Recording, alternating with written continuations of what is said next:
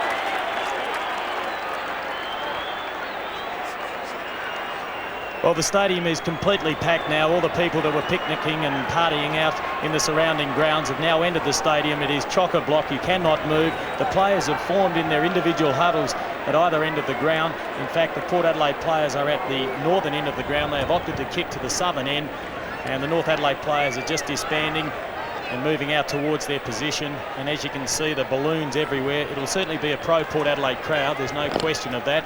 They have the majority of supporters in South Australia.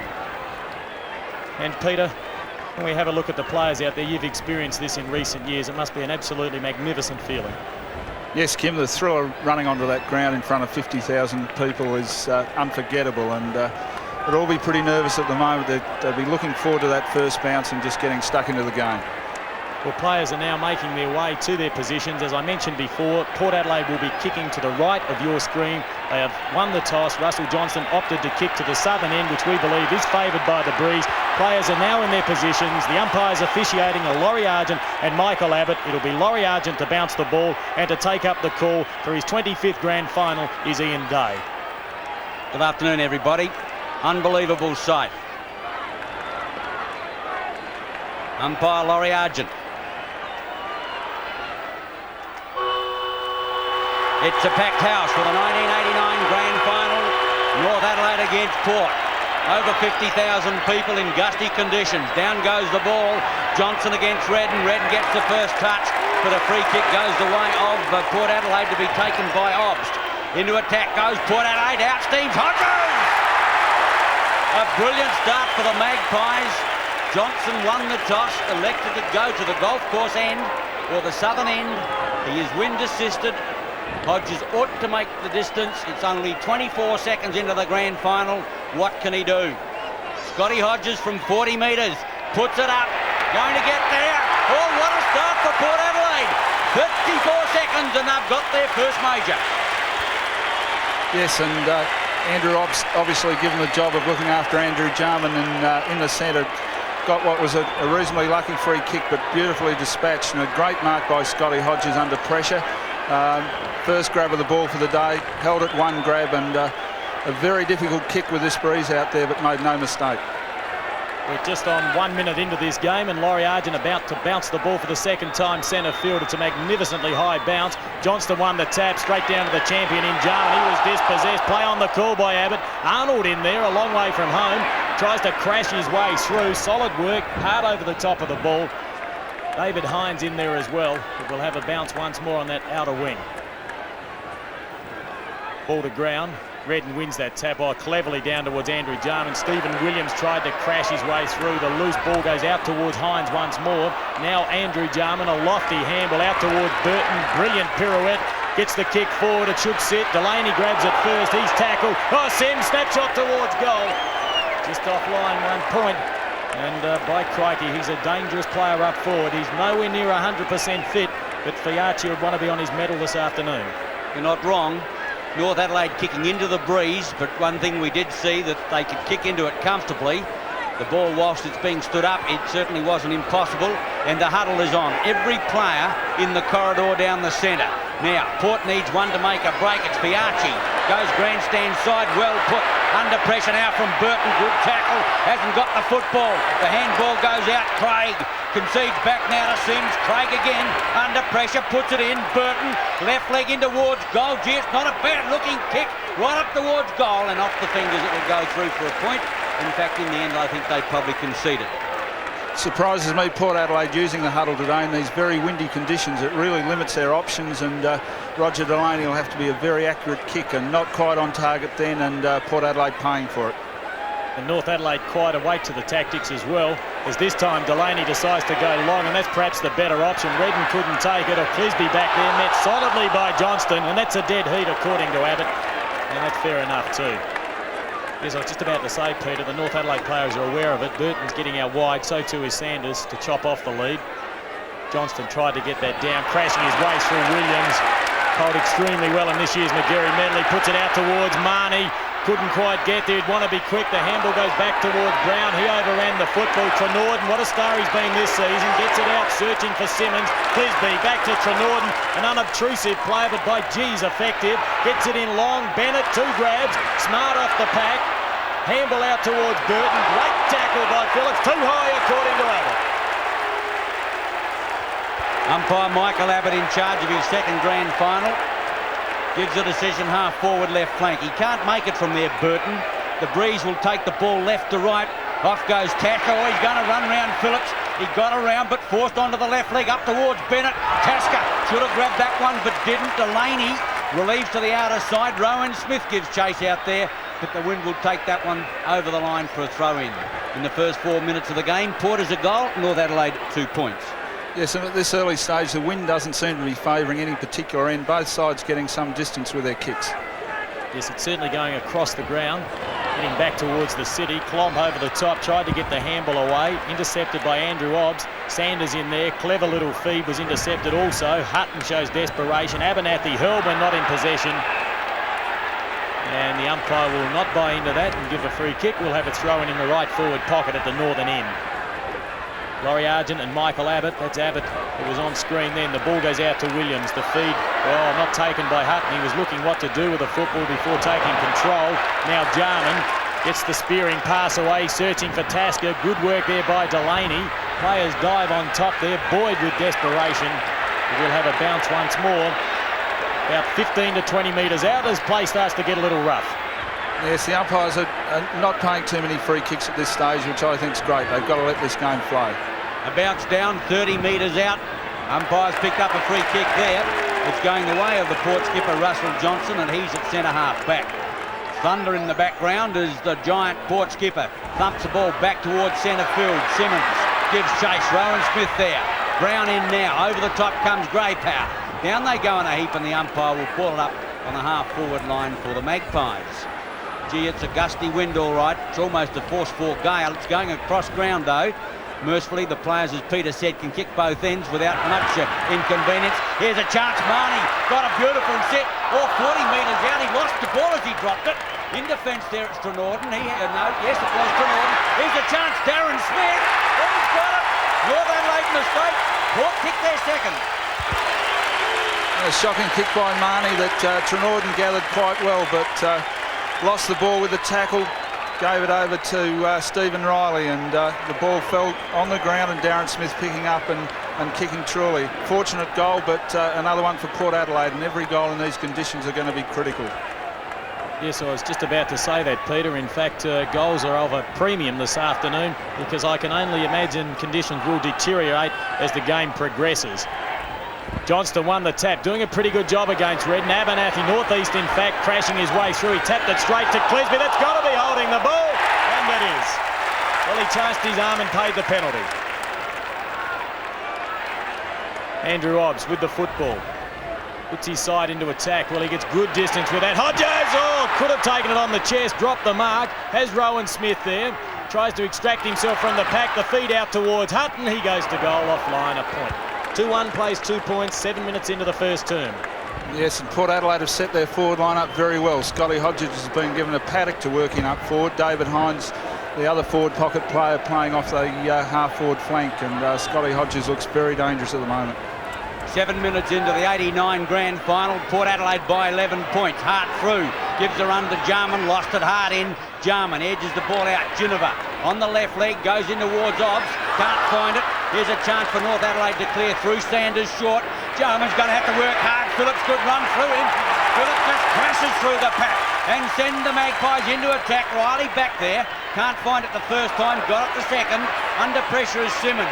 Port Adelaide tacking fast and tacking well. Here goes Hutton. Out goes Smith on the lead. Oh, down goes the North Adelaide player. Hutton shoots for goal and he's got it. Oh, what a goal! No, just offline, Ian. Just went away to the right of the right goalpost. And I agree with you. Most people here at Football Park thought it had gone through. The score, 2-2. Port Adelaide, North Adelaide 2 points. The pass out from Arnold finds Craig. North Adelaide endeavouring to steady. That pass wasn't good. Over the head of Hart. Northeast takes that to the boundary, and that's intelligent play. Yes, and Port Adelaide started the better. Their attack on the ball has been a little bit stronger, and their use of the ball has been better. This breeze is unbelievable. It's coming from every which way. Williams on the left leg. Tumbles one to the half-forward line. Rowan Smith.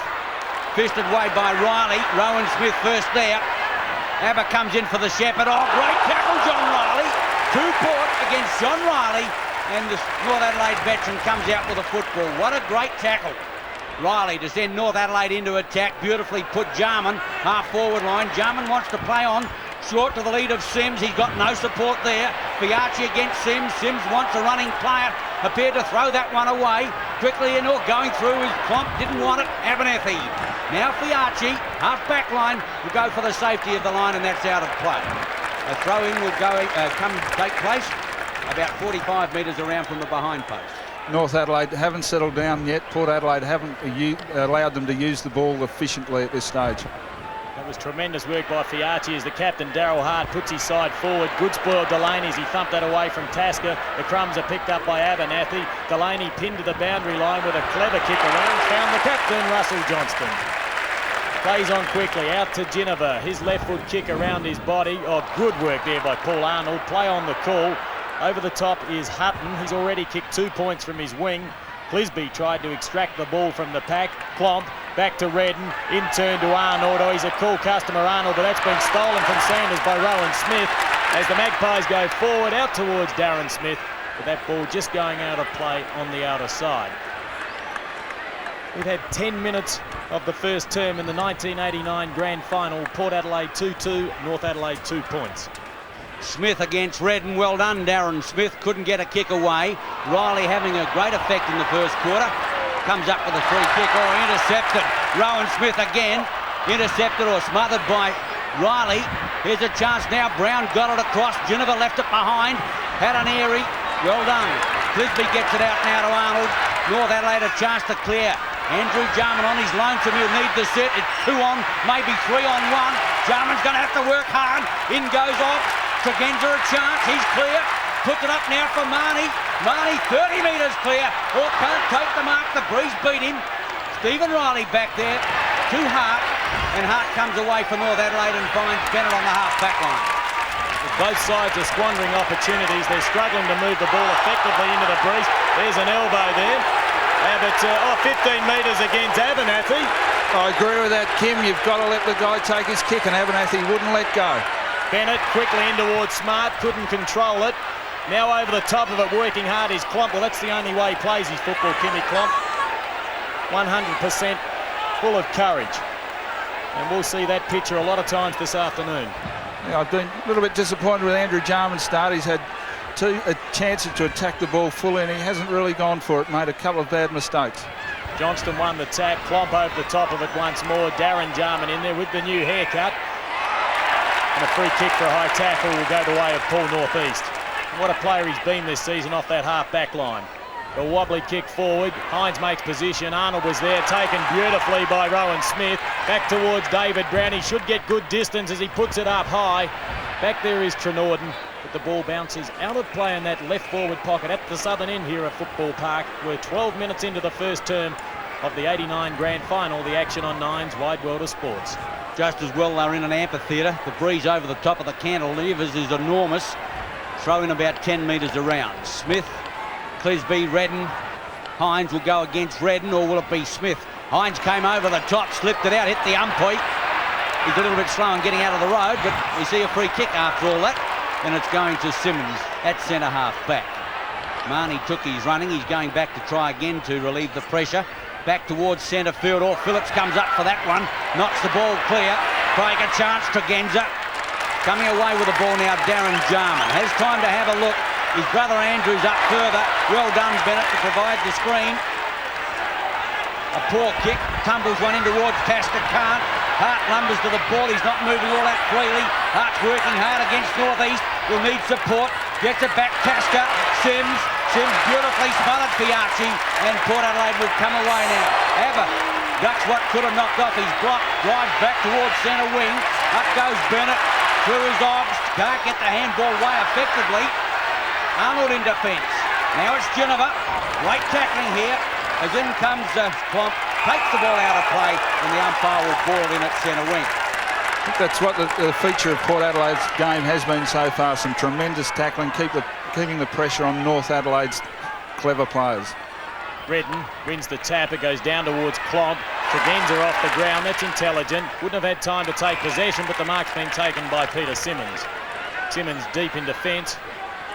Big-time player, this lad, as he puts the ball centre field. Oh, Phillips smashes one away. First there will be Rowan Smith. He's running amok across the half-forward line. He draws the player. The handball to Brown wasn't good. This could be costly. Geneva's there to lend support. Back out to Rowan Smith. He rarely misses. Clisby in late. That's a goal. Oh, he loves kicking goals.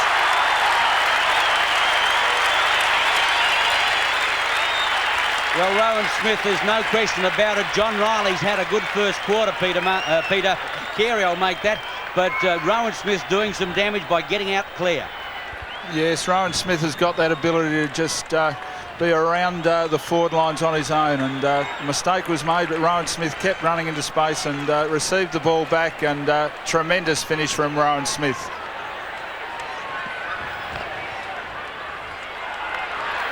Brown, Port Adelaide into attack again, up towards the half-forward line. Out comes Hodges. Another strong mark. Port Adelaide getting on top in the early minutes of the grand final. Lead by 18 points. And gee, it's a messy old day. Papers and streamers everywhere. The wind fishtailing all over Footy Park. Hodges for his second goal. He's only about 30 out, but a difficult kick. He started it right, he's bananaed it back in. Another goal, his second. Yes, it wasn't the best looking kick from Scotty Hodges, but certainly effective. And Simon Trenorden now has been led to the ball 2 or 3 times by Scotty Hodges, and he's just got to get alongside him. You can't allow him that 2 or 3 yards to get in front. The scoreboard reads 4-2 to 2 points. The advantage to Port Adelaide. They're looking pretty sharp at this stage of the game. The ball back centre field. And it's North Adelaide into attack once more. Out there is Abernathy. The ball is pushed forward out towards Bennett. Bennett gets the handball in turn to Sanders. Back to Bennett. He runs into a brick wall in the form of Williams. Williams working hard, taps that between his legs. It's now picked up wide by Hutton. He's already kicked 2 points in this first term. He places it brilliantly, looking for Smith. Couldn't quite find that player. Simmons in there working hard. Tregenza picks up the crowns. The crumbs. Brown goes towards goal. Oh, and that should have been 6 points. And Port Adelaide really starting to lift their work rate now. Their on-ball players are having a significant effect, and they're running the ball through the half-forward line at will and creating a number of opportunities for the Port forwards. Trenorden to boot the ball back into play. North Adelaide under pressure at the moment. Redden up, can't bring it down. Well done. Sanders gets it out to Sims. Sims through the half-back line, kicks long. North can't find a forward. Well done, Greg Boyd, who takes it at centre-half back. Port Adelaide playing with composure already. Oh, the kick away from Boyd has been affected by the breeze, and Obst had to make a metre to get there. He's still inside the defensive line as he edges the ball to the half-forward line. Hits a brick off. Stopped quickly. Clisby. Craig. Now Redden. Tromp. Oh, he's got one to beat. Runs straight through Marnie. Gives a chance now to Stephen Riley. Sims makes the metre. On the left leg, he'll kick. Drives in long. This is where North are breaking down. Nobody there at all. And coming across Abernathy. Cool in the crisis. Boots it back. Stephen Williams. Over the top came Riley. And the Port Adelaide captain gets it over to Ginnivan. Ginnivan surveys the options, puts it up high, looking for Smith, but the only player back there is John Riley. He's having a good battle with Rowan Smith. They're both winning possessions as he kicks it out wide to Darren Jarman.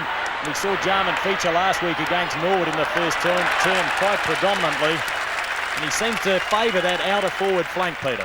Certainly runs there a lot, and I think that's where North Adelaide being let down at the moment. Their on-ball players really aren't matching with their Port Adelaide counterparts. Hutton at centre wing puts Port Adelaide into attack again, up towards the half-forward line.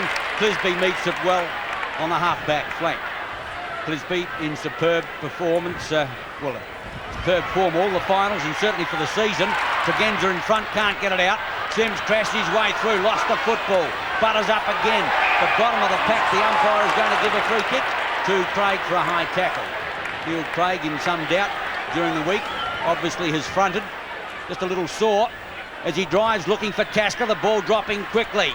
Off the fingers, Andrew Jarman can't. Obst well played. Abernathy likewise. Johnston loses it. Darren Jarman can't really get into the game yet. Back to Riley. Riley loses the footy. Great tackle by Port Adelaide. Ginnivan to the half-forward line. Now it's a chance for Simmons. Port Adelaide putting on the pressure as Simmons wobbles one in, but it's all Port Adelaide again, this time northeast. Wobbles one back towards the half-forward line. There it's taken by Mick Redden.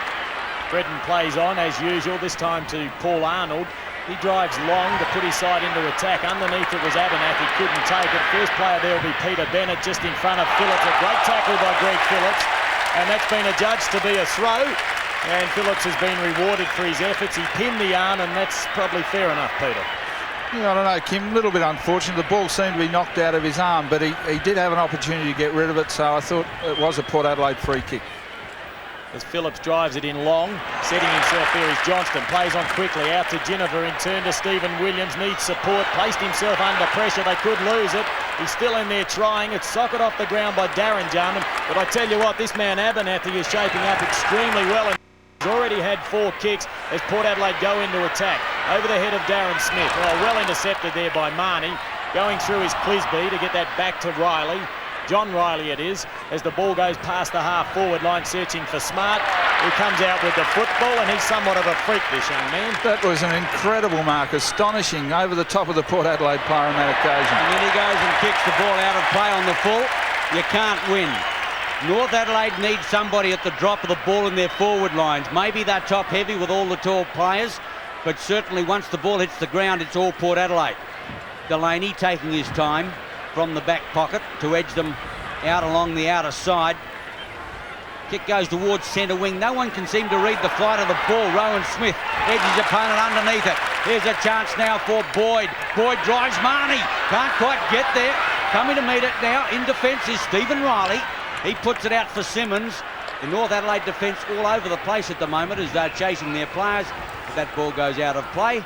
And there's the face of coach John Cahill. Only one of 3 coaches in post-war times to have won 3 premierships on the trot. Hines opposed to Redden. Redden hit the ground. Hines came out with the football, searching with the hand pass. He was looking for Brown. He can't control the football. And eventually it's Michael Abbott to bounce one more. We've had nearly 21 minutes of the first term. Port Adelaide 4 goals, 3-27, leading North Adelaide 2 points. But if anything, the breeze is favouring the southern end, and that's the end Port Adelaide are kicking. And perhaps, Peter, they could have even done a little bit more with the opportunities they've had in this first term. They've certainly controlled this quarter, Kim, and you're right, they could be more than the 4 goals they are at the moment, but still a very handy lead. Hart working hard for the ball. He's going to get a free kick there from Michael Abbott for hanging on. Darel Hart on the half-back line to edge North out of defence. Constructive play pretty difficult. The wind is chopping the ball all over the place. Big leap up there by Stephen Riley, not successful. Actually, it was Smart. A high kick back towards centre wing. Off the fingers, Hutton. Riley the tackler. Hutton loses it. Butters up again. Andrew Jarman couldn't find the handle. Left the footy behind. Butters up again. No Sanders that time to Darren Jarman. North finding it extremely difficult to get clear and get away a constructive kick. Smart out of play there with Boyd. Made sure the Port Adelaide player didn't stay in play. 22 minutes into the first term. The action live from Football Park on Nine's Wide World of Sports 1989 Grand Final. Hart emerges with the football. The Roosters captain tried to find Burton. He went without it. Goes back towards Hart. His hands are normally pretty safe as he curls that ball back around his body. Obst thought about it. In turn, Bennett searching there for Klomp. Tried to crash his way through. He was well tackled. The ball now goes loose towards Fiacci, and Port Adelaide out of the danger zone temporarily as Johnston endeavours to extract that ball from the pack. Likewise, young Brown. There we see Redden in there, Hutton as well, out towards Stephen Williams, and he's got a beautiful sidestepping action, this young man, as he puts his side forward once more. Stephen Riley back there, loses his footing, and it would be just a trifle loose underfoot, Peter, due to that rain we had last night. Yeah, it would be a little bit, Kim, but this surface at Footy Park is magnificent. And hasn't the Port Adelaide half-back line just been supremely dominant so far this quarter? Port Adelaide by 25 points. Riley gets the ball back towards centre wing. Ginniver under pressure. Andrew Jarman, a chance to send North into attack. Up towards Bennett, can't find it. Here's a chance, 2-on-1. He's got no support at all. It could be holding the ball. Which way will the umpire go? Umpire Laurie Argent's experience says a line ball and will bounce. But once again, the ball hit the ground and Bennett had to do it on his lonesome. No North runners going past or going through to help. At the bounce, it's Smart against Johnston. Ball comes out now to Hart. High in towards the half-forward line.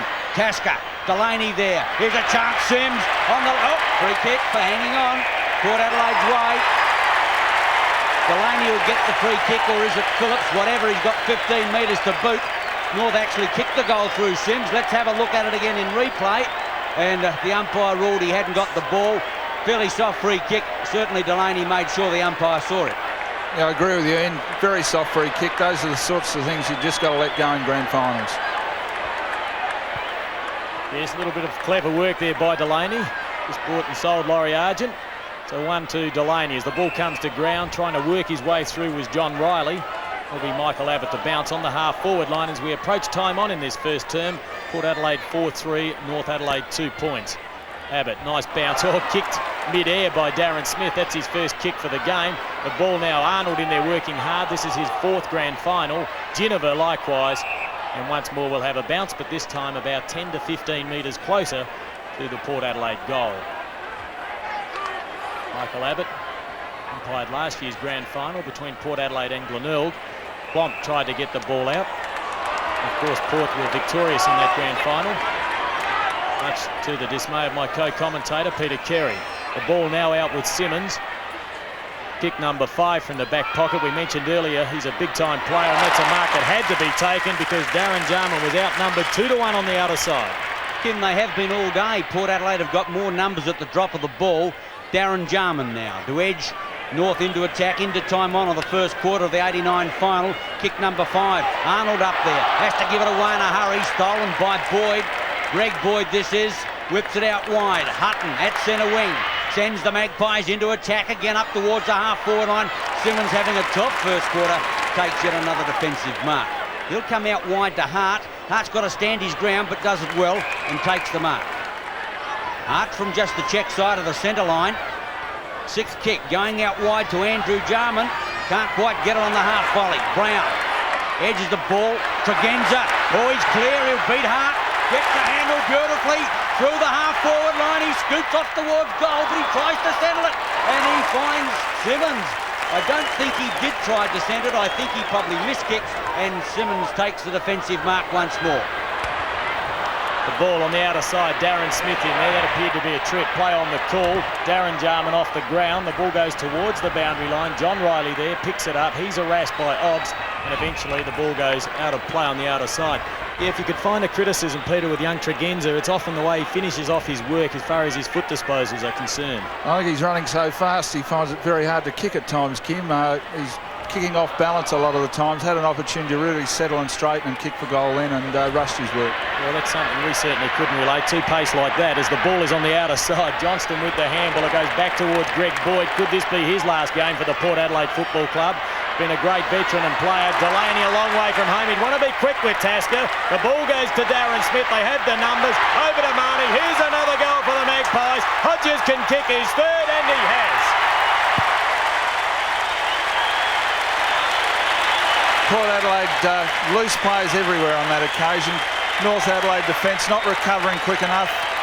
Trevor Clisby not getting back on Darren Smith, and Wayne Marnie also loose. Stephen Riley miles apart from him, and an easy goal in the finish for Port Adelaide. And North Adelaide just not doing enough at the moment. They've been completely outplayed in their forward line. The players have just got to run through that centre line and start running a lot faster. Port Adelaide by 31 points in the grand final. 27.5 minutes gone. North need a score. Hart can't get there. Andrew Jarman out wide. Craig leads in the race. The youngster Tregenza behind him. Craig needs support. Oh, Port Adelaide have been magnificent with their tackling. Andrew Jarman back to Hart. He's under pressure again. Obst takes it off him. Gives a chance here. Hutton kicks in long, goes in high. Umpire getting underneath it, but it's way offline. A point only, and Port Adelaide moving on to now 5-4. North Adelaide 2 points. Again, Port Adelaide's pressure extracting mistakes from North Adelaide, and Port's tackling so far in this game's been magnificent. And that's David Hutton's 3rd point from the centre wing as Hines takes a very strong mark, and by gee, they're really starting to stamp their authority on this game at the 28-minute mark of the first term. That's a prodigious kick by Hines, and another point result. Port Adelaide 5-5, 35 points. North Adelaide 2 points as the siren sounds to end the first quarter. We'll be back shortly.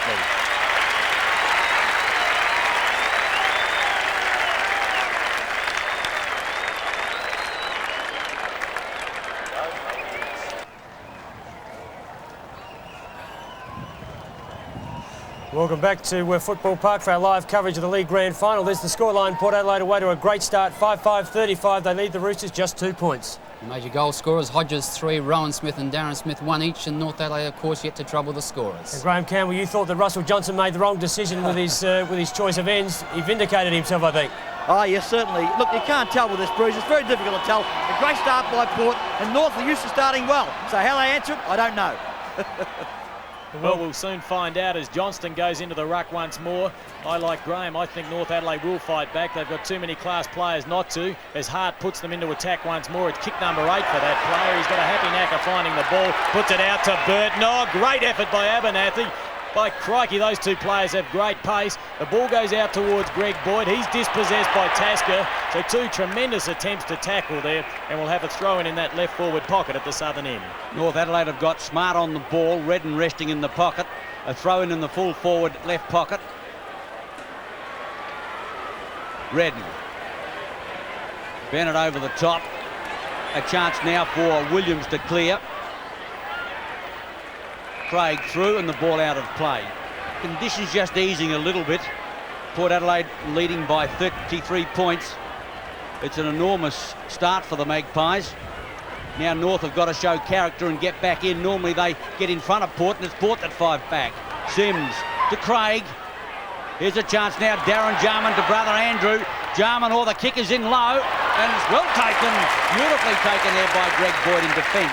I think Jarman probably shot for goal and thought he'd keep it low to beat the wind, and that's when Greg Boyd took over. Delaney short, Stephen Williams on the half-back line, can't get there as the ball goes out of play. Yes, and a lot of missed kicks being caused by this strong wind. I guess we've got to make allowances for that, but Andrew Jarman shot for goal, only ordinary. Throw in front of the scoreboard. Northeast, in fact, won the tap. It went down towards Ginniver, over the head of Smart. Darren Smith couldn't control it. Gets the handball out towards Brown, though. The ball bounces high. Oh, Smith punches it on towards Rowan Smith. He's kicked one already. This time it's a short pass. Oh, brilliantly done, Stephen Riley. I thought Marnie had that. Great defensive play by Riley as he kicks around his body and he gets his side out of trouble through the agency of Simmons. Kick number 8 for that player. Hutton sits underneath it and takes a good mark. Plays on, bullet-like pass over the head of David Brown. First there will be Smart, as Ian mentioned, having a run on the ball. The handball from Riley.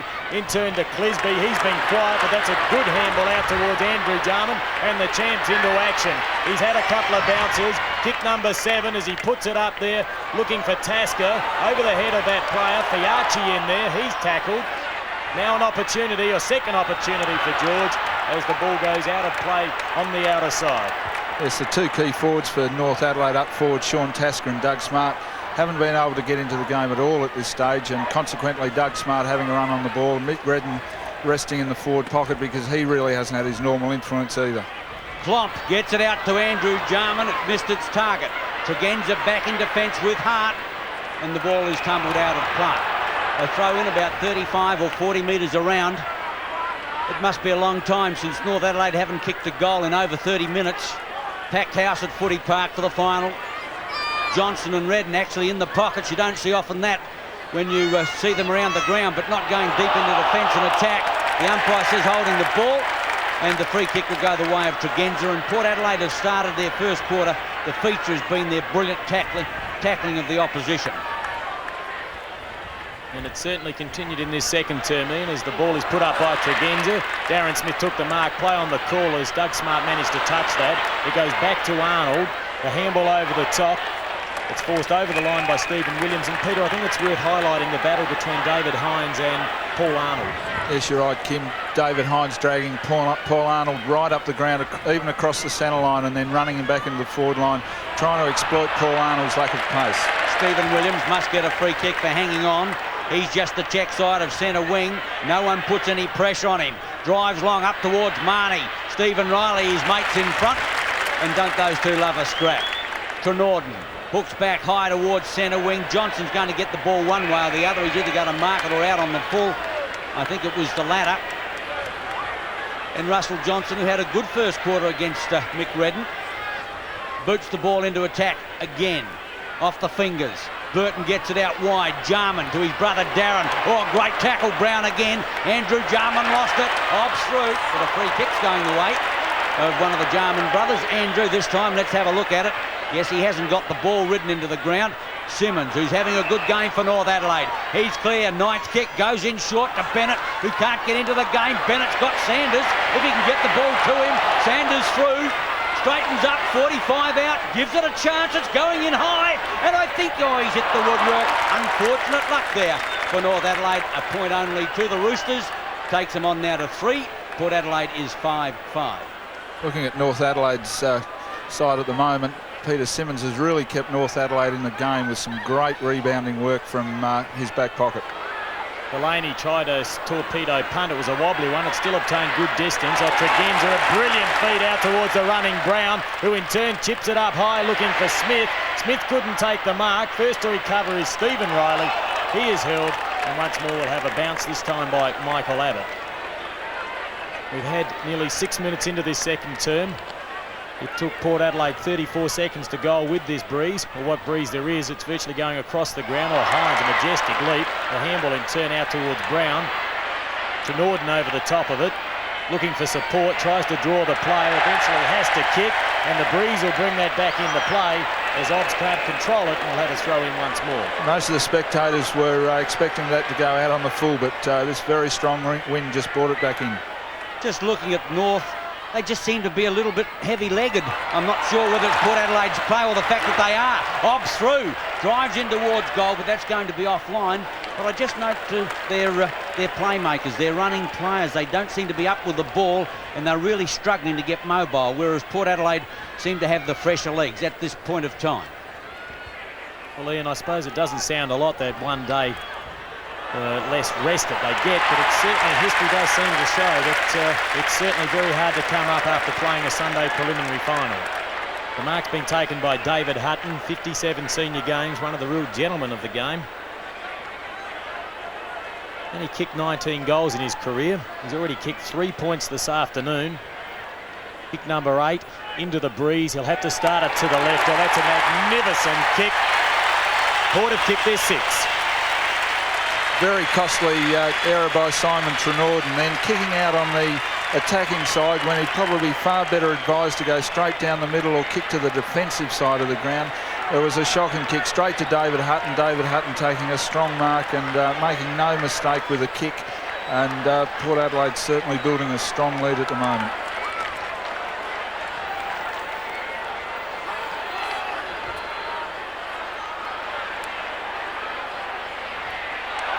The Magpies by 39 points. Going in hard for the ball out there is Geneva, and the umpire will ball it up at centre wing. The moment of truth for North Adelaide. They need a goal and they need it quickly. Otherwise, the Magpies might get an unassailable lead. Simmons back quickly in Obst. Tries to farm it out to Brown. Brown back to Obst. Missed him. Well done, Stephen Riley. Clisby. Darren Jarman. Out wide now is Craig. Needs a set at centre wing. Almost run down. Gets the kick away. Bennett. Phillips over the top. Phillips showing surprising pace. Gets back and makes sure the ball goes out of play. Half forward left flank. A bit of experience behind that, King. Yes, he disguised his intentions quite well then. There was no doubt he wanted to take that ball over the line, and he did it quite well. Bennett wins the tap. It goes down to Jarman. A super quick feed out towards Sims, who paddles it out in turn to Klomp. Now back to Darren. Jarman has to get back onto the left boot. Puts it up high and wide. Underneath it is Boyd, and he takes a timely chest mark. 8.5 minutes into the second term of the 1989 Grand Final. Port Adelaide 6 goals, 6-42, leading North 3 points. As Ian Day mentioned earlier, it's been a long time since North have taken this long to get their first goal on the board. We see young Blair warming up down on the boundary line. Jason Blair and Noonan with a few problems, and assistant coach Jeff Paul both looking very concerned, and Tasker is the player coming off. Yeah, very quick move, but Sean Tasker has been unable to get into the game up forward, hasn't been able to grab the ball, and maybe Jason Blair will give them a bit of nip around the packs. Johnston gets the tap away. Sims getting into the action but can't get clear again. Brown back towards his half-back line. Darren Jarman calmly takes the ball out of play. 6-6 to 3 points. Mick Noonan obviously feels that there's not enough players at the drop of the ball when it comes off the pack, and he's moved Blair in to see if he can get a bit of movement. It's a difficult day for the big fellows trying to mark the ball when it comes in high in this breeze. Boyd with Blair, and once more the ball is out of play. North standing Port Adelaide up 39 points, and is going to take an extremely good side to run the Magpies down. A good side like the Magpies. Northeast over the top. Andrew Jarman. Sims hooks around the corner. Phillips Bennett over the top now of Delaney. At least North Adelaide have got the ball in the area, and they'll bounce about 15-20 metres out in front of goal. Good work by Peter Bennett. Had 2 Port Adelaide players to beat and held the ball in the area, and they've got a chance if they can keep it up there. The Roosters need a quick tap and snap. They didn't win the tap though. It was won by Johnston, and he put it out of the scoring range for North Adelaide as Sanders met the ball solidly. In over the top of it there is North East, so too Williams, and Michael Abbott will bounce once more. 10.5 minutes into this second term here at Football Park. The action courtesy of Nine's Wide World of Sports. Smart opposed to Johnston. The bounce favoured neither of those two players. Sims in there working hard, and it will be take 2 from Michael Abbott. As you can see, capacity crowd here at Football Park. But gee, Kim, aren't they quiet? They certainly are. The Rooster supporters haven't anything to crow about at the moment, and Port Adelaide still not quite far enough in front for the Port Adelaide supporters to feel confident, but they're playing a pretty useful brand of football at the moment as the ball was put out from Boyd searching for Hines, but Arnold doing a good job there to take that over the line. Throw in at centre wing. North have got Redden back on the ball as the Magpies lead by 39 points. A one-sided grand final at the moment. Redden gets up, back to Sanders on the left leg high. Little method in North Adelaide's attacks at the moment. All well done, Burton, to get the slight shove and takes a good mark on the half-forward right flank. Now, who can he look for? He's got Smart giving a lead one way. It looks like Smart's gone to full forward. He's going towards Smart. Delaney will come over the top. Smart can't find it. Delaney with his pace does it well, kicks to the open space. It's a match race in 2. Craig against Tregenza, but the ball beats them out of play, and I would think Neil Craig would breathe a sigh of relief. Yes, Wayne Marnie just leaving the ground, obviously not 100% fit, was limping noticeably coming off the ground, and Russell Boyd is taking his place. And Boyd's created a few headaches since coming off the bench in recent weeks. The very courageous player is Tregenza, puts the ball up high. Sitting underneath it there was Paul Arnold, pushes the ball forward is Hodges. He kicked 3 in the first term. He's out pinned towards the boundary line, and eventually the ball and himself is taken over the line. 12.5 minutes into this second term, 6-6-42. Port Adelaide, North Adelaide 3 points, yet to kick a goal. Redden, the tap goes down towards Arnold, in turn searching for Jarman, stolen by Stephen Williams, handles quickly, cleanly taken by Jarman. Now Trenorden goes forward. The bounce favours Phillips, though, having a great game at centre-half back. Oh, quick hands there by Abernathy. Oh, down goes North East by Jarman. That was fair. North East is up again. That was a great hip and shoulder. It's Arnold, though, with the handle out to Klomp. He ducked for cover. Play on the call. That's good umpiring. And now a free kick's been picked out, and it will go the way of Kim Klomp. And really, Kim, North Adelaide have got to show a bit of fire there. You know, 6 goals, 3 down in a grand final. And if they don't really do something to get back into this game, they're going to regret this day for a long time. Solid bump there by Andrew Jarman. But unfortunately, North not giving away the ball at the first give. They're taking the wrong option. And we say Klomp give the ball to Andrew Jarman. Klomp's not all that well. Johnson back in defence. Bennett over the top. Phillips well played. Gets it out wide. Tregenza's there, with him is Burton. Play on is the call. Tregenza back towards centre wing. Tregenza, not Tregenza, that's Williams. Brown gets it back in the double play to Williams. Williams drives in long up towards Hodges. Great mark, Stephen Riley, and he'll send North out of defence again. Now, can they set up any movement? It's just sort of kick to kick as they go towards Sims at centre wing. He seems to be moving pretty freely, Sims. He hasn't been their worst player by a long chalk. But once again, the ball is out of play on the outer side. Port is 6-6, North 3 points. Yeah, North Adelaide struggling to get their run-on game going with these conditions. Really can't effectively pinpoint the ball to their running players. Free kick will go the way of the big man Michael Redden as the sun starts to shine here at Football Park. Redden puts it up high. Phillips, the destroyer, from behind once more. The crumbs come down towards Klomp as he crashes his way through. Searching handball was intercepted now by Williams. In turn, he's looking for Tregenza, thrown off the ball. Play on the call. Sims swooped on that like a seagull. Couldn't control it, though. And a free kick's been picked out, and it will go the way of Stephen Sims. Well, he's not 100% fit, but he's certainly giving his all. Kick number 7. All or nothing, Stephen Sims, and they're not giving Peter Bennett any opportunities whatsoever at centre-half forward. They're making the job pretty easy for Greg Phillips. As Delaney puts that ball out high and wide. First there will be Hutton, but the boundary line wins out. And Peter, that's about the 5th time now the ball has been directed straight to Greg Phillips. Yes, they play that very well, Port Adelaide. Russell Johnston drops back on Peter Bennett. Greg Phillips drops back a few yards behind Johnston, and Phillips gets a lot of easy touches back there. Sanders back to Arnold. Sanders will get it back in the double play. Well read, Greg Boyd. Brilliantly done. Picked the double play beautifully and forced the fumble, and it's out of play on the half-forward right flank. North desperately need a goal, the understatement of the afternoon. Andrew Jarman thought about Hart, sold the pup well, drives in towards goal. Here's a chance. No, Fiarchi read it well. Phillips under pressure. Oh, here's a fumble. Chance Sims. Sims gets round on his right leg. Great smother, Greg Phillips. He's done it beautifully. Taps it out towards North East. Jennifer in there, can't get it. Down they go on 8. Fiarchi. Beautifully done, Port Adelaide. What great play then by Phillips as Brown comes away. Drives in long, in towards the half-forward line. Arnold back in defence, needs support. Clisby through, or is he? Oh, the high tackle. High tackle on Clisby against Scotty Hodges, and he'll get the free kick on the half-back flank. And Clisby and Darren Smith appear to be negating each other, neither player having any influence on the game.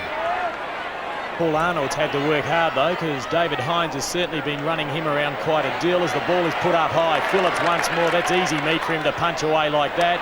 Andrew Obst trying to pick up the loose crumbs, had a fumble but weaves his way through his opposition as if they weren't even there. Gets the kick away, he was taken down. Oh, I thought it was fair enough, and it's been paid down the ground. Very unlucky, Kim. I think the bump arrived just as Andrew Obst was kicking it, and Darren Jarman very unlucky to be penalised. Well, we can see in the action replay, and you can see for yourself that as Port Adelaide go into attack once more, this time it is Brown. He should have gone to the left of the goalpost.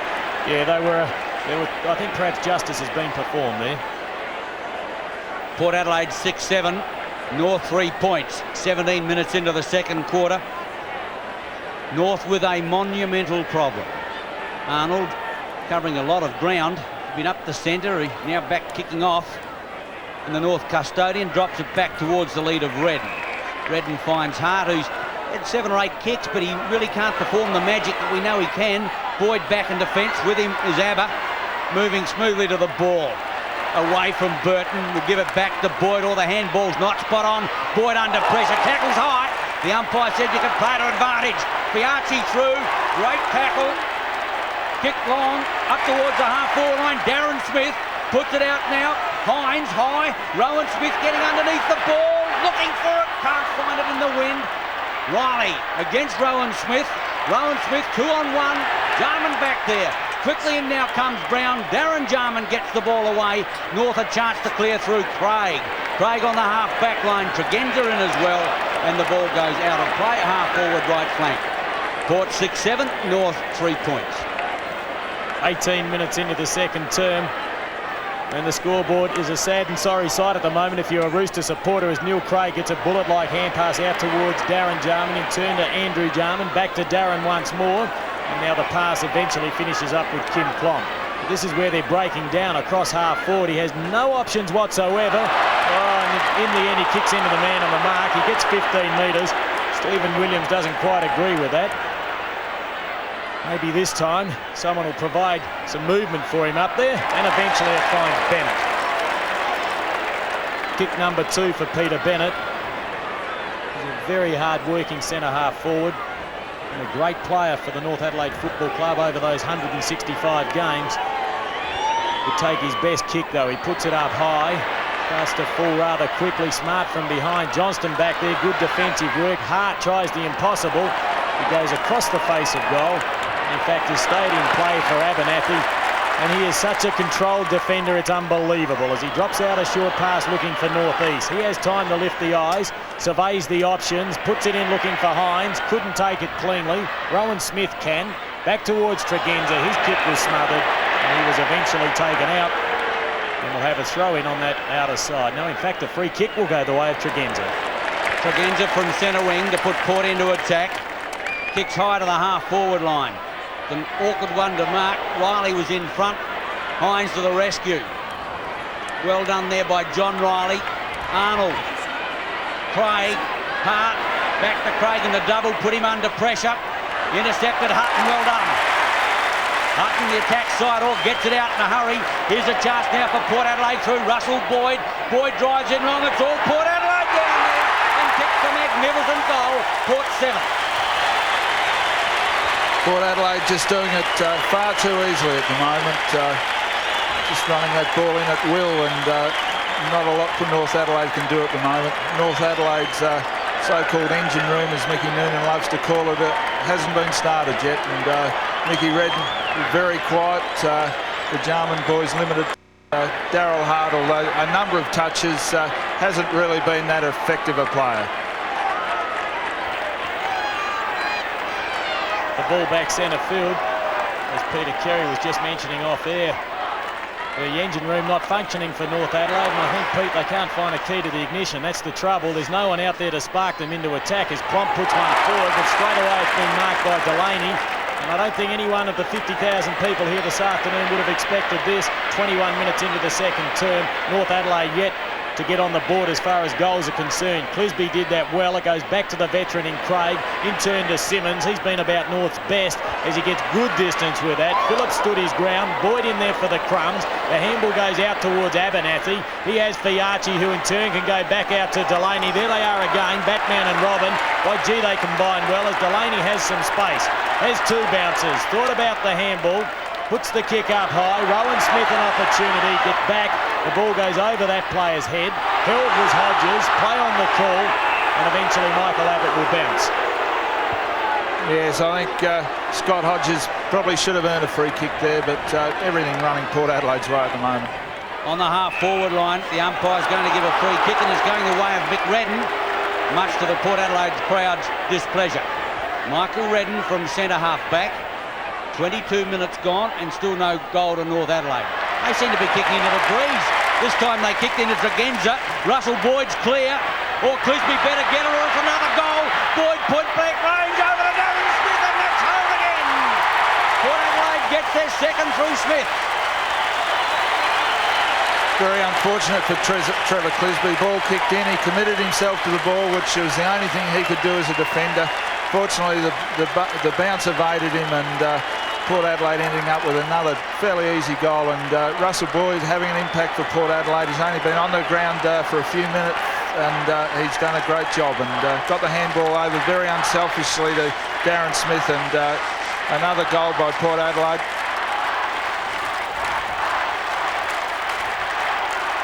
Darren Smith kicking his second goal for the Magpies, sees them on 8 goals, 7-55. North Adelaide's 3 points.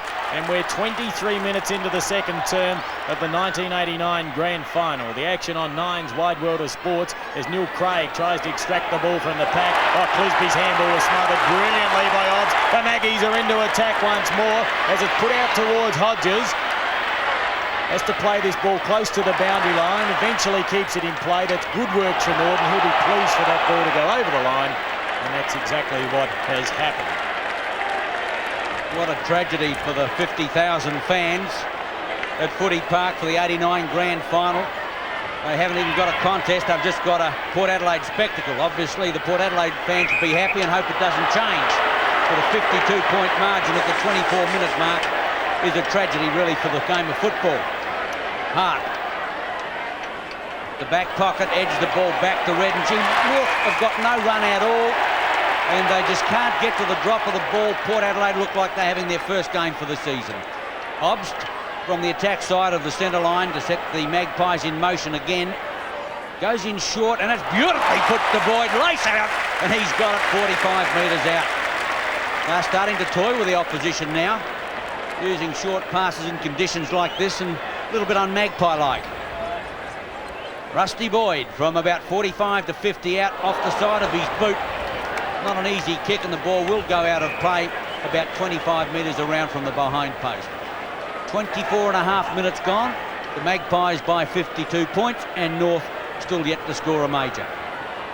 Yes, that's quite incredible. Smith opposed to Redden. The ball goes back towards Riley. Stephen Riley that was. In there is Ginniver. So too Darel Hart. And Laurie Argent will bounce once more. About 40 metres away from the Port Adelaide goal face. And as Ian just mentioned, and Peter earlier, Russell Boyd has created some impact up forward since coming onto the ground. The player that's had to overcome many injuries, and he has the football once more. Left foot kick goes towards goal, and he's kicked his second. And Port Adelaide almost at will now, and one wonders what North Adelaide can do. Very difficult. I know what they've been in both positions in grand finals, and Port Adelaide would be geeing themselves up, keep telling all players to keep concentrating. They've got to get the next goal, whereas North Adelaide would just be looking for some sort of encouragement. They need someone to do something inspirational and just get them back into the game. And very hard position. The Magpies by 58 points. A massacre. Williams around the corner. Rowan, Smith and Riley. He'll need support from there. Hasn't got any. Got to go get the ball himself. He hooks back. This time it's Sims who takes the mark at centre wing. Arnold provides the run. Arnold through the centre line. Now can North set something up. Off goes Bennett. Not going to go in his direction. Hart has to spoil. Phillips having a superb game. Gets tackled. Lose the footy. In goes Blair. Close to the line. And the ball goes out of play about 20 metres around. North, I don't think they've had a winner. Certainly not one in attack.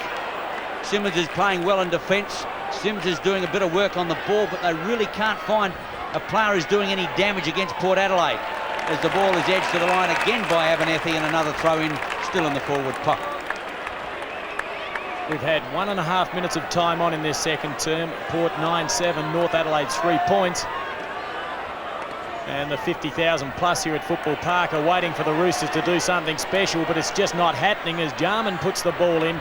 It goes over the line in that left forward pocket, so we'll have a throw in once more. Mickey Noonan hasn't made too many positional changes at this stage. One he has made is Neil Craig onto Simon Tregenza on the wing, and has placed Craig Burton up in the forward lines. It'll be quite a while since Neil Craig has played from the centre wing. Delaney appealing for a free kick, and he's been awarded one by Laurie Argent. Delaney kicks to the outer side. Darren Jarman's out there with him as Obst, and the umpire has recalled the football. Obviously Delaney didn't kick over the mark. When an umpire pulls the man on the mark back 5 metres, the player is not allowed the luxury of going off on a tangent. He's got to kick straight over the mark.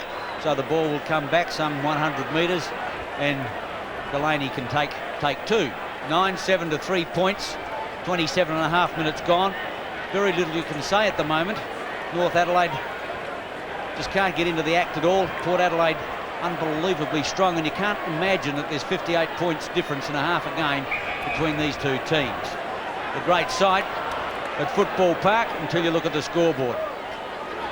Delaney heaves it back towards centre field. Darren Jarman gives it straight away to Russell. Here's a Johnston. Here's a chance. Tregenza's clear. Port Adelaide into attack again. Sets up the loose man. Smith puts it out wide. Right forward pocket. Siren sound. Kick won't count. But Port Adelaide with a massive lead at half-time in the 1989 Grand Final. 9-7-61 to North Adelaide, 3 points. And coming up after the half-time break, we'll have the South Australian Girls Marching Association.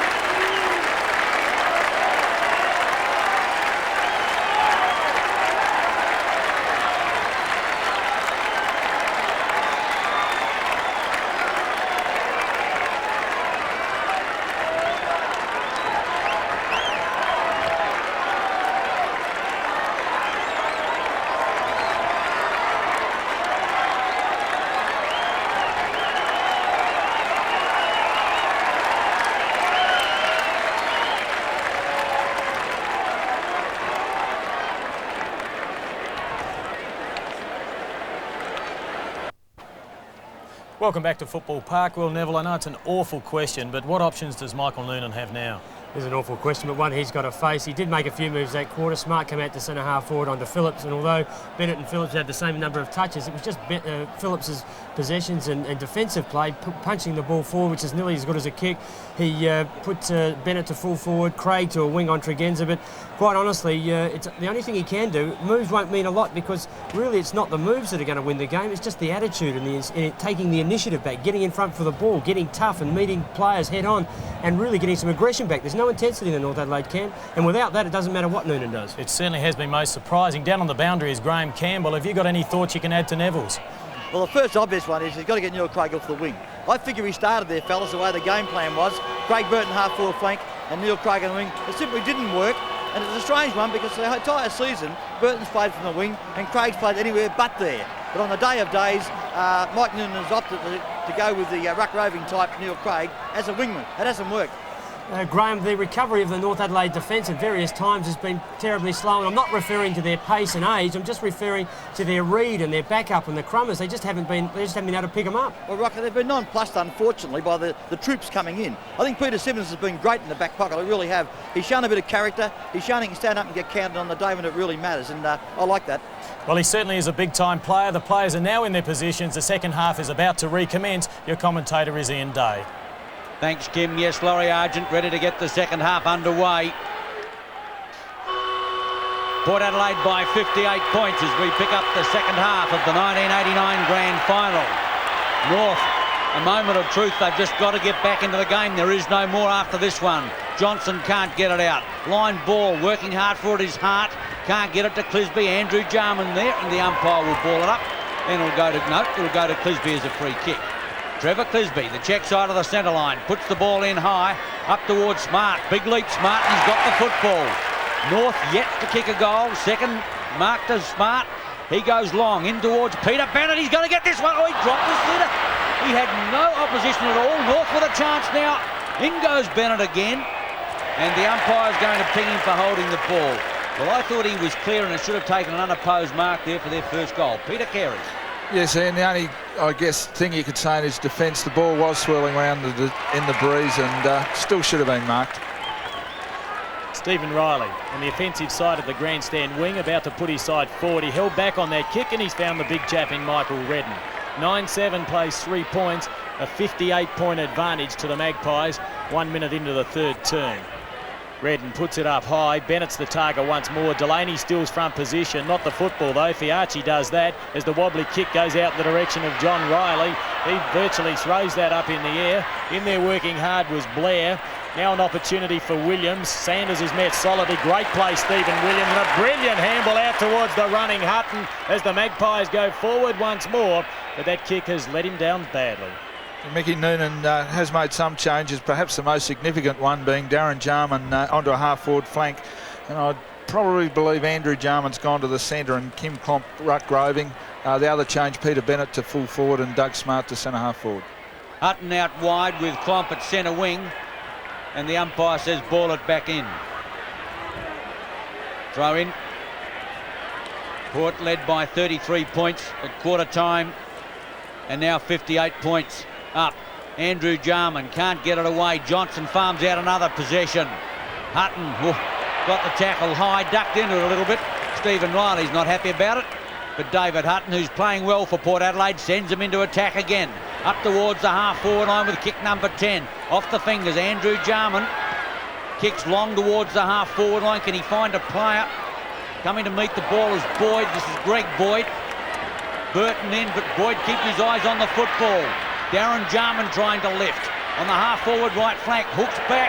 Can't hook back enough. Out on the full. And the penalty free kick will go to George Fiacci in the back pocket. 2.5 minutes into the third term. Fiacci back there. And once again, it's been the defence of Port Adelaide that have really held them in good stead this afternoon.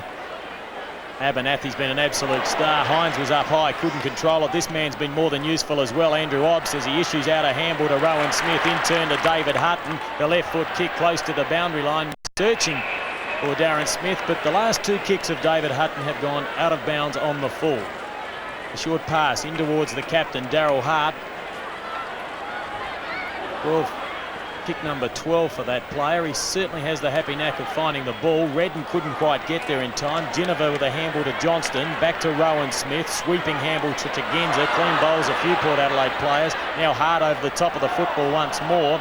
In there the handball from Stephen Riley. Clisby to Andrew Jarman. Tries to tap it back to John Riley. Thought about the handball. Now kicks around his body. But it's all Port Adelaide back there. And a great diving mark by Stephen Williams.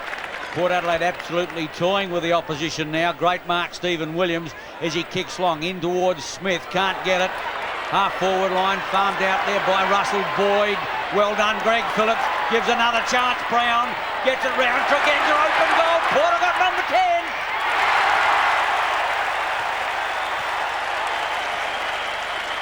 Magnificent work there, David Brown.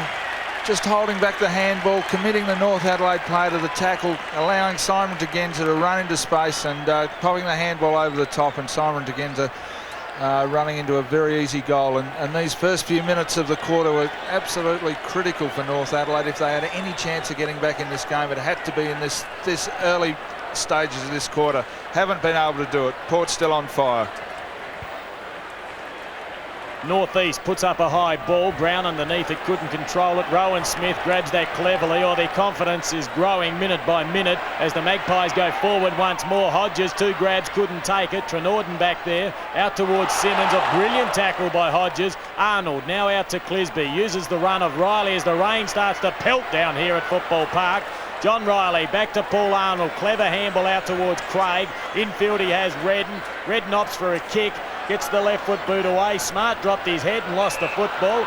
And very fortunate to get a free kick because he took his eyes off the ball. I think he got it for the high tackle, Kim. As Smart puts it in wide. Bennett on the lead. Here's a chance, Hart. Delaney getting back on it with the speed. The umbrellas go up in the grand final. Delaney, oh gee, do you think it's bucketing down? There's going to be a lot of horribly wet people after the grand final. You're not wrong, Daisy, and I think this rain has just about put pay to North Adelaide chances. It's going to make it very difficult to catch up a 10-goal lead. Well, it's been unfortunate for the spectators. First of all, they haven't got a contest. Now they're going to get wet. Darren Jarman hooks around the corner. Has North got its first goal? No, offline. A point, and North registers its 4th point. Port is 10-7, 6 minutes into the second half. Delaney kicks to the grandstand side looking for Abernathy. The ball was well placed. Abba has plenty of time to survey his options. This time he drives it in long, setting himself Johnston. The spoil came from behind. Tregenza picks up the crumbs, puts his side forward once more. In there is Russell Boyd with that kamikaze approach towards the football. He's great to watch, but it's Clisby who has the ball as he puts it out wide to Sims, who enjoys the Bronx cheer. Well, perhaps he doesn't enjoy it. He certainly gets the Bronx cheer from the crowd. Douglas Smart in Boyd towards Jarman. The evasive skills of this man are just incredible as he drives his side forward looking for Blair. Back there is Northeast, and he'll be quite happy to take that ball over the line. In fact, it hit the post, so we'll have a throw-in in the right forward pocket. And Peter, I agree with Ian Day. It's been disappointing. Port 10-7, North Adelaide 4 points, and this was billed as perhaps going to be one of the closest grand finals of all time. Yes, Kim, there's been nothing between these two sides all year. They've completely dominated the competition. We're all expecting a great contest, and Darren Jarman off the ground has been touched over the line, and unfortunately North Adelaide still can't post that first goal. Yes, Peter, 67 minutes they've been out there as Delaney boots the ball back in, gets a long way up towards Hutton at centre field. Over his head, Smith off the fingers. High to the half-forward line. Gee, that wind's getting stronger. Now Tregenza boots them into attack again. Up towards Scott Hodges. Trenorden back in defence. One-on-one they go. Hodges, good body work. Gets the ball out again to no one in particular. Rowan Smith under pressure. In goes John Riley. Ducks the tackle. Or can he duck the tackle? He can't get out of it, and the umpire will ball it up. 10-7 plays, 5 points. Laurie Argent and Michael Abbott in charge, as Argent is the one that puts it down. 20 metres out in front of the Port Adelaide goal. Jarman back towards the half-back line. Players looking a little dishevelled now as the rain ruins their curly locks. Stephen Williams against Klomp. 2 ball getters go in and get the ball. Brown tries to get away with it, can't. In they go again, Stephen Riley, but umpire Argent will come in and bounce once more on the half-forward left flank of Port Adelaide. Ian, it's very hard to imagine that yesterday we had temperature of 25 degrees, no breeze whatsoever, beautiful clear heat, and then you look at the conditions this afternoon. Breaks a few people's hearts, I would think, especially the North Adelaide supporters. I agree with you, Kim. As soon as the rain came down, any chance North had at all, I think, disappeared. And I'm sure Port Adelaide will keep attacking though, but they have a healthy lead if they chose to defend, which I'm sure that won't be the case. They're on 10 goals, 7, North Adelaide 5 points. And perhaps the only way they'll get a goal is when they kick their next point, the way they're playing. Redden in there trying hard still, so too is Andrew Jarman. He's still gaining numerous possessions. 15 kicks he's had, in fact. He's a freak. Just keeps finding the football. And once more that ball goes out of play on the outer side. A few people waving in the crowd there. You've got to take your hat off to them. Certainly out there against all the odds and the conditions. As Sims goes forward once more. Delaney from behind punched it away from Bennett. The crumbs are picked up by Burton, smothered off the boot by Fiarchi. The ball bounces back towards Darren. Jarman has the support of Sims, decides to go it alone and in turn puts it over the top to brother Andrew Jarman, who drops in a short pass, and it's been taken on the chest by Peter Bennett. I would say too far out to score. It's anybody's guess the way this breeze is swirling around here at Football Park. We're approaching the 10-minute mark of the third term. The ball goes away to the right. Players leap up high. Oh, that was Sims taken off hands by Boyd. And Boyd chips out towards the boundary line. And in fact, that wasn't a good kick. That has gone out on the full. And it's probably a ridiculous comment, but has a side never ever kicked a goal in a grand final? No, Kim. 3-14 is the lowest score ever by South Adelaide in 1979, and incidentally that was the year that Port won it, and if you recall, conditions were similar. Oh well, Port Adelaide kicked 1 goal 6 in 1905. That was a couple of weeks before I was born. 10-7 to 5 points, but 3-14 in modern times most certainly is the lowest, and as I said, that was South against Port in 79. John Cahill, oddly enough, was the coach, and I think Bucky Cunningham was probably the captain as Sims drives in offline again. Well, as he out of bounds on the full, North Adelaide cannot take a trick. 5 points, plays 10-7. It was interesting to note in that 1905 grand final that it was against North Adelaide, who kicked 6-8, and Port Adelaide certainly reversing the tables today. Yeah, I would think that North Adelaide would be very happy to have 6-8 on the board at the moment. We're 11 minutes into the third term. The situation's not getting any better. The endeavour's still there as Klomp puts the ball out to the running Burton. Could this be the first goal as he lines them up? And he split the centre. Yes, Craig Burton just been shifted back on the wing, and it's taken a long time for North Adelaide's first goal, and 11 minutes into the third quarter, and just amazing to think. I don't think anyone could believe that North would have taken that long to kick a goal, but it has taken that long, and they need a lot more now. There's no doubt about that. I really can't see where the lift's going to come from. It's going to be a real struggle from here on in. Port Adelaide's lead reduced to 56 points. Johnston up, kicked away, however, by Hart towards the half-forward line. Sanders it was. Player starting to look a little dishevelled, as I said. Through goes Blair. Kicks long in towards full forward. Out in front is Bennett. Off the fingers, it's Fiarchi, and it's always Port Adelaide who get to the ball first when the ball comes off the fingers up in the forward division. 10-7 plays 1-6. Maybe North Adelaide can come back. But 9 goals in a grand final, Kim, to make up and a half is an awful lot. Absolutely huge effort it would take. They trail by 55 points as the pass is short towards David Brown.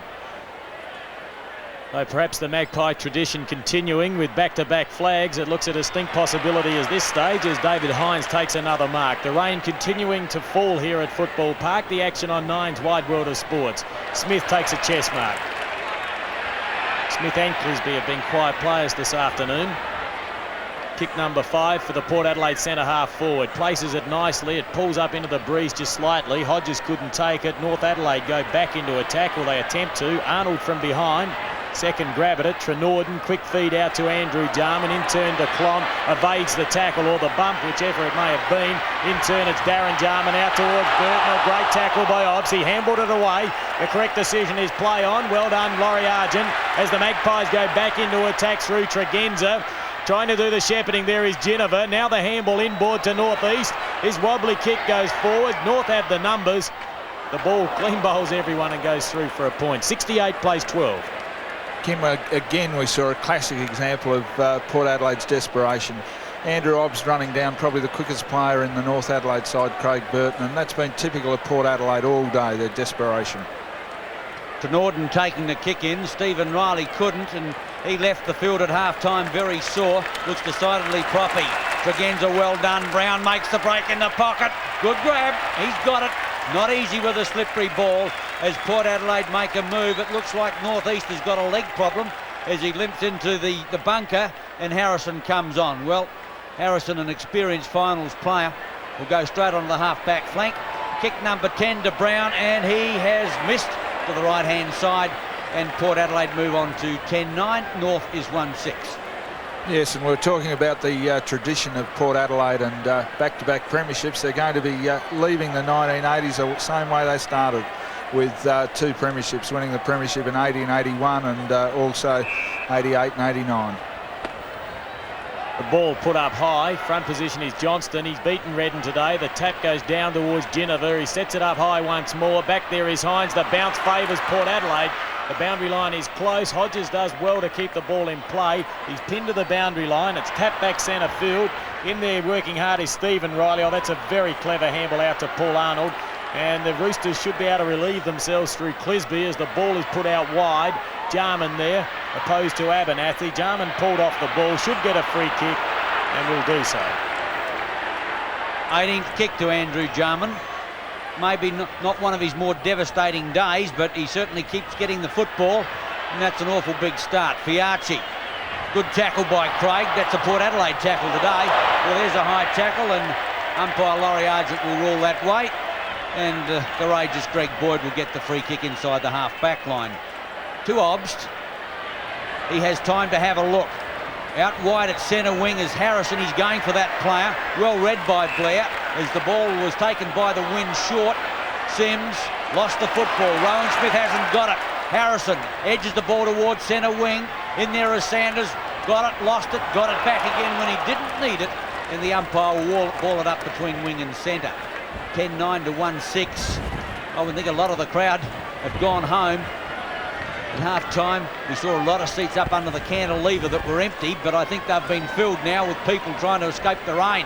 Blair in, can't find the football. Obst again gets it out wide.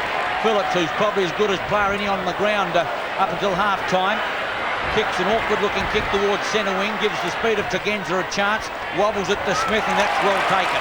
Smith on the half-forward line to put Port into attack. 15 metres as well as Laurie Argent tries, no, not paid. Argent trying to get Clisby to come back, and another short pass finds Russell Boyd. They are in total control, Port Adelaide. They have been from the start. They kicked their first goal. Well, it took them 34 seconds as the ball clears the pack down towards Hines. He's pinned to the boundary line and in fact has taken that ball over the line. 16 and a half minutes into the third term. Port Adelaide 10-9, North Adelaide 1-6, and staring their third grand final defeat in the face out of the last 4. Ginniver tackled, play on the call. Trenorden manufactures something from nothing with that kick as it goes out towards Johnston. In turn to Obst, dispossessed by Andrew Jarman. He's working very hard, Andrew Jarman. Darren Smith tries to get the kick away. In there is Arnold, he's dispossessed. Ginniver does likewise, but back there, the veteran Michael Redden. Talking about defeat, Keith, Kim, I suppose it's not so much as being defeated as the way it looks like they're going to get defeated, with hardly raising a feather. David Tiller, an experienced player, about to come onto the turf. I'm not sure where the runner's gone to get someone off. It could even be Neil Craig. We'll see where the runner goes. But in the meantime, the ball off the half-back line. Smart kicks out towards the outer side. Greg Phillips over there as the rain buckets down again. And gee, the people who are staying here to watch the second half of the grand final are true football supporters. Not really sure whether David Tiller's that keen to go on the ground. He's just putting a dressing gown on now. It's pretty wet and cold out there, and not much you can do for North Adelaide at this stage of the game. Yes, we're 18 minutes into the third term, and some of the people are moving down to perhaps the light entertainment or refreshment areas to seek some refuge from these atrocious weather conditions. We'll have a throw in once more And it is really disappointing to see conditions like this on grand final day. We mentioned yesterday it was 25 degrees here in town. There wasn't a cloud in the sky. The sun was out. But all the people picnicking outside of the grounds will certainly be very wet at the moment. Sims with an opportunity, if he can control it. Now tries to get the handball out to Blair. He's met solidly by Harrison. And eventually we'll have a bounce once more by Laurie Argent. If all these North Adelaide players had the same commitment as Stephen Sims, they probably wouldn't be in the trouble they're in. Still trying 100%, and here he goes again. Sims on the half-forward line, hooks it short. Oh, gee, it was a miscue, went off the side of his boot. Harrison gets it out. Tiller's on the ground. I think it's Craig who's gone. And he distinguishes himself by getting clean bowled. He's back in the action again. He still can't find the handle on the slippery bit of leather. And the umpire will bounce once more on the half-forward line of North Adelaide. I'm just checking with Kim. It was Craig that went off the ground. Yes, it was Craig. Russell Boyd swoops on it. One grab. Port Adelaide into attack again up towards Hodges. Clear as Brown. Two of them out there. Brown will get it next. He's got one to beat, but lost it to Trenorden. He in turn loses it. Well played. Hodges against Brown. Brown from point-blank range shoots across the face of goal. Tried to chip it through. Maybe he's looking for Darren Smith, but whatever, the ball beat them both out of play. Yeah, I really feel that he did go for goal. Really didn't time the ball all that well. Could have used the option of Darren Smith. Just wondering whether the wind's changed a little bit. It's not easy to get that ball to drop on the boot. If you're a tall player, you'd be odds on to have an airy. Simmons out of play and another throw in. This time 85 metres around from the Port Adelaide goal, and the Magpies are leading by 57 points. At the 20-minute mark, Redden takes front position. He wins the tap. It goes out towards Andrew Jarman. Quick feed to the captain in Darel Hart, who puts the ball out wide. Hutton should be first there, though, if he's not cut off at the pass by Darren Jarman, which he is. He needs the support of Sanders, who kicks around his body. But, gee, they just haven't had the numbers at the fall of the ball all day, North Adelaide. They've looked very disorganised, which is most strange for one of the most professional outfits in the comp. As the ball goes back towards Greg Boyd. He was tackled high. Play on the call. Darren Jarman out towards Sanders. Let's see if they can set something up now, the Roosters, as the pass is speared out. But Delaney back there, losing his footing back there was, it appeared to be Bennett. Sims working hard. Fiachi over the top, trying to tap it out. The ball was held to him. And we'll have a bounce once more by Laurie Argent. Kim, I reckon they ought to stop the game and have a count. There seems to be more Port Adelaide players out there. They're everywhere. As you said, simply there's never enough numbers at the foot of the ball. Yes, a 57-point advantage to Port Adelaide at the moment, and you're right, Ian, and perhaps Peter can enlighten us as to why, but I've never seen a North Adelaide side so out of position, and they're consistently being second to the ball, and when they are by the football, there's about 3 Port Adelaide players there, and I can assure you the Roosters won't be finding any pot of gold at the end of this rainbow. Yeah, Port Adelaide's commitment's been tremendous. They've done all the tackling, the chasing, all the hard things that often go unnoticed, and really the pressure they've exerted on North Adelaide just hasn't allowed them to do anything at all. And Johnny Carl, I reckon we might even get a smile out of him in the third quarter. Don't bet on it. North into attack again. Delaney too strong as Cale comes down into the bunker with a 3/4 time break. And John would be a very proud man, but I'll bet he stresses to his players at 3/4 time they've won nothing until the final siren goes, and you've never seen a Magpie team yet that didn't fight it out right to the last bell. Johnston high in towards the half-forward line. Simmons plays well. Or Tregenza can get it out wide. The handball wasn't spot on. Bold Hines. Burton kicks long to the half-forward line. Smart's up there. Johnston back with him. Sims, who's struggling, but geez, worked hard. Kicked away by Phillips, but goes straight to Sanders. Sanders beats one, but he's always got 2 to beat. Look at 3-1, 4-1 out there. Phillips crashes his way out of, and gee, the big fellow's played well as he hooks the ball back towards the half-forward line of Port Adelaide. Brown is up there, joined now by Hines. Stephen Riley, now Brown. Port Adelaide into attack again. Russell Boyd clear. He gets the long kick in towards goal. It's not a bad-looking kick, but it's just offline for a point. And Port Adelaide move now on to 10-10. The North Adelaide 1-6. And the Port Adelaide players at this stage would be really enjoying it out there, completely on top of North Adelaide. Would be having a few digs at them, no doubt, and would already be starting to talk about the celebrations tonight. As Darel Hart goes forward with the left boot, Setting himself there was Blair, and that's a strong mark under good pressure from Harrison. One player that'll be enjoyed this afternoon a little bit more is Rowan Smith. He's playing his 100th game as Tregenza came from behind the mark, but umpire Abbott had actually indicated play on. And now the free kick will go the way of Port Adelaide into young Tregenza, the runner-up in this year's Magarey medal. Yeah, Andrew Jarman, very sloppy tackle, but thought they were very hot on Jason Blair with the play-on decision. Simon Tregenza seemed to run across the mark and really should have been pinged. Tregenza puts it out, taken off hands by John Riley. Could this be his last game of league football? Out towards Darel Hart. Well-placed kick searching for Bennett. He takes the mark only centimetres inside that boundary line. Well, we've had nearly 24 minutes of this third term. There is still time for them to score. In fact, there's time for them to get 2 or 3 goals on the board if they're good enough. They haven't given us that indication thus far, though. As over the top of the ball is Phillips. What a marvellous game he's played. And Peter, he really just does play percentage football. Yeah, amazing. He hardly ever takes a risk in defence. Always there to support his other backline players. He's the real leader of Port Adelaide backline and been a tremendous player for Port for a number of years. Clomped through, got the ball to Andrew Jarman, once again smothered off the boot. In there is Blair, battling hard for the football, can't get it out. Hart tried to get it to Darren Jarman, conceding ground, looking for the free kick. In goes Stephen Williams again with Blair over the top, and the umpire will ball it up once more. The only good news for North Adelaide in this quarter is that their half-time deficit is exactly the same. They're still 58 points in arrears. They're not going backwards, but unfortunately that won't win the afternoon. Hutton loses the ball. In goes Hart again, lost the footy. Backed up there now by Sanders. He lost the footy. Port Adelaide clawing for the ball. In goes Darren Jarman. It must be very hard to handle now. Stephen Williams back in defence, goes for the safety of the line, or does he? Rowan Smith. Port Adelaide got a chance through Hutton again, lost the football. Andrew Jarman looking for the free kick as they put the saddle on him. Plump his leg, he must get the free kick. And just having a look at the players, the way they're sliding around the park, it just makes me wonder how many players actually have got long sprigs in at the moment.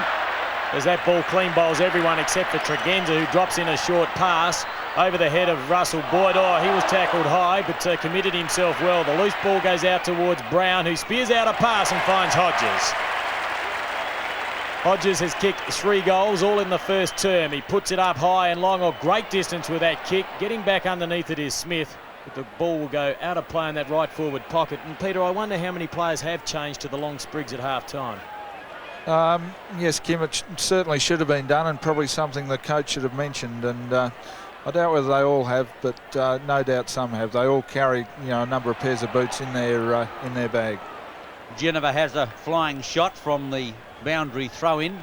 It produces another point for Port Adelaide. Close to three-quarter time in the 89 grand final, and you could say that Port Adelaide has a stranglehold on back-to-back premierships. Trenorden boots it in for Johnston. Redden only got it as far as Stephen Williams. He sets it up again. Darren Smith. Oh, what a mark. What a strong mark. He was surrounded by North defenders and the ball came in low. He had to work extremely hard for the football, and he's taken an excellent mark about 25 or 30 metres out. He's already booted 2 goals. Probably kicking into a bit of a breeze. It's difficult to know where it is coming from. We've said that all day. Whether it changed with the storm, we're not really certain. But it doesn't really matter as Smith nudges through his third. Great goal. 11-11 plays 1-6 on Nine's Wide World of Sports. A great kick from Darren Smith. Had to aim at the right post. Did it beautifully. Ball carrying straight through the centre of the goals. And Darren Smith, while not being one of Port Adelaide's dominant players, has played a serviceable role. Trevor Clisby, also for North Adelaide, hasn't been disgraced. But the Port Adelaide charge just goes on. And one guy that I certainly feel pleased for is Russell Johnston. After missing last year's grand final, is out there today and is certainly going to enjoy this moment.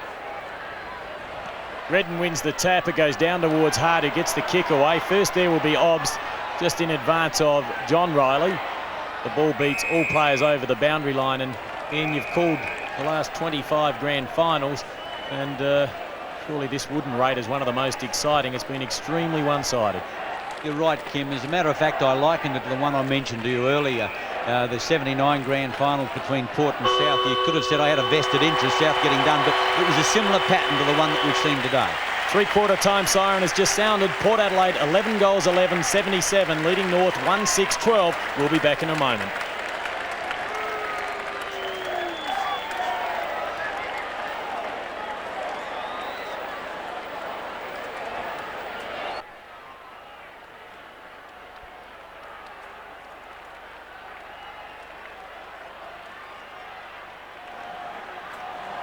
Football Park, the final quarter about to get underway, and you wouldn't believe it, the sun has actually re-emerged.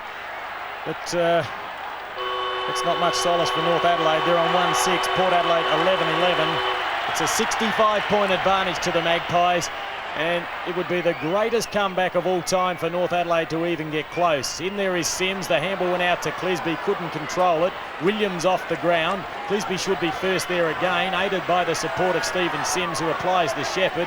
Clisby lost his footing and in fact has lost the football over the boundary line and will have a throw in once more. Kim, as I mentioned, I think Mickey Noonan at three-quarter time, he was still trying to gee his players up, and I think it's not so much that North is going to lose the grand final, but, you know, they'll take a long time to recover for this if they don't put a little bit of respectability into their score. So they've got to get in and do something in this last quarter to improve their position. But it's Rowan Smith who takes the ball out of defence for Port Adelaide, drives long, beautifully put. Darren Smith again, Port Adelaide into attack, goes in for the short pass on the lead now as Hodges can't quite get there. Smith in. Was taken away by Tregenza, looking for Boyd, and that ball beats him out of play in the right full forward pocket. 11-11 to 1-6, and there's some conjecture as to the lowest score ever, and we won't make a Blue Hill story over it, but apparently in 1931 they changed the system of finals under the Page McIntyre system. The lowest score, as we've said, is the 3 goals 14 by South in 79. Right, having said that, it's Geneva who boots the ball in towards the forward pocket. Hines has a snapshot, brings the ball around, and that's well taken in defence by Simon Trenorden. As the Roosters attempt to formulate some form of attack, the ball bounces out towards the grandstand wing. First player there will be Hutton. He hasn't much support, but he gets out of it well with a clever handball back to Stephen Williams, who has evasive skills are very good as he got that handball to Rowan Smith. The crumbs are picked up by Jarman. His legs are surely getting tired. He's tried very hard. Russell Boyd loses his footing, recovers well, drops in a short pass, and there's David Hutton all by himself. He plays on with a handball, in turn over to Hines. He chips towards goal, and he's missed. So Hines has now kicked 2 points. The scoreline reads 78 points, plays 12. Yes, 2 minutes into the final quarter. Simon Trenorden goes to the outer side. Tiller on the ground. In front is Sims, and you've got to take your hat off to this lad. He's worked extremely hard and can't be 100% fit. Also take your hat off to Russell Boyd. Kicks around the corner, FAD. Got flattened. Sims is far from happy with the umpire about giving a free upfield. Umpire Michael Abbott has given the FAD, and it will go in front of the sticks to Darren Smith. Yeah, I'd have to agree with that decision, Daisy. I thought Stephen Sims slightly late, tackled Russell Boyd high, and definitely a free kick upfield to Darren Smith. 10th kick. That's his 4th goal. Port Adelaide's 12th. Yeah, Port Adelaide just continue on their merry march, and all North Adelaide's heads hanging low at the moment, and as we've said, they've only got one thing left, and that's pride in their jumper. They've just got to fight this game out, try and get back into it. It certainly doesn't look like Port Adelaide are going to make that task easy for them. They haven't let up on their pressure all day. They've been absolutely magnificent. North Adelaide far from it, but North Adelaide must try and get something going now, particularly out of the centre square. 12-12-84, plays 1-6-12. Johnston in the ruck. Redden wins it on the second attempt, goes out towards Klomp. Let's see if the Roosters can get a goal on the board, but the kick goes straight into the waiting arms of Greg Boyd. And he's played a more than serviceable game today as he puts out a precision pass towards Delaney, who kicks out wide, looking for Geneva, but eventually that ball goes out of play on the outer side. We've had 4 minutes of the final term of the 1989 Grand Final. The action on Nine's Wide World of Sports. If anything it's won it for Port Adelaide today is the fact that their tackling has been so superb. Never once is North Adelaide allowed to get clear and move into their smooth moving brilliant fashion they can. Phillips on the left leg, goes in towards the half-forward line. Scotty Hodges up there, can't get it. Off the fingers, it's Hutton, hooks around the corner.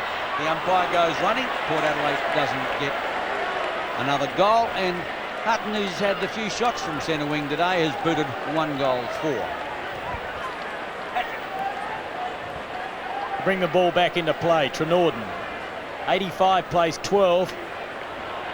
Kicks up the centre of the ground. Redden couldn't control it. Recovers well. The handball back towards Sanders. Smothered by Johnston. Johnston's clearly run the rucking, Jules, and by gee, don't think he'll gain any enjoyment out of this after missing last year's, as Hutton goes towards goal again. Make that 1 goal 5 for the Port Adelaide wingman. Yeah, Russell Johnston has had a couple of hidings from Mick Redden this year, but certainly has got his own back. Mick Redden would be disappointed in his own performance, and Russell Johnston, a great game, and it's just amazing how much he's turned it around from previous results this year. As one of you two said earlier in the program, it's just marvellous for Russell Johnston, who couldn't play last year through suspension and missed it, but today he's going to savour all that's good about winning a grand final, and having been in a grand final winning team, I can tell you there's no prizes for being second. There is no other feeling as good. Now we see Trenorden kicking off again, and he finds in the back pocket Darren Jarman. North Adelaide definitely down on their uppers, if you know what I mean. Simon Tregenza around the corner, meant for Stephen Williams. The ball comes out to Hines. Hines under pressure, gets it out wide. Half forward line, Obst can't. Tiller back in defence. Great tackle, Geneva. Riley, Brown edging the ball away.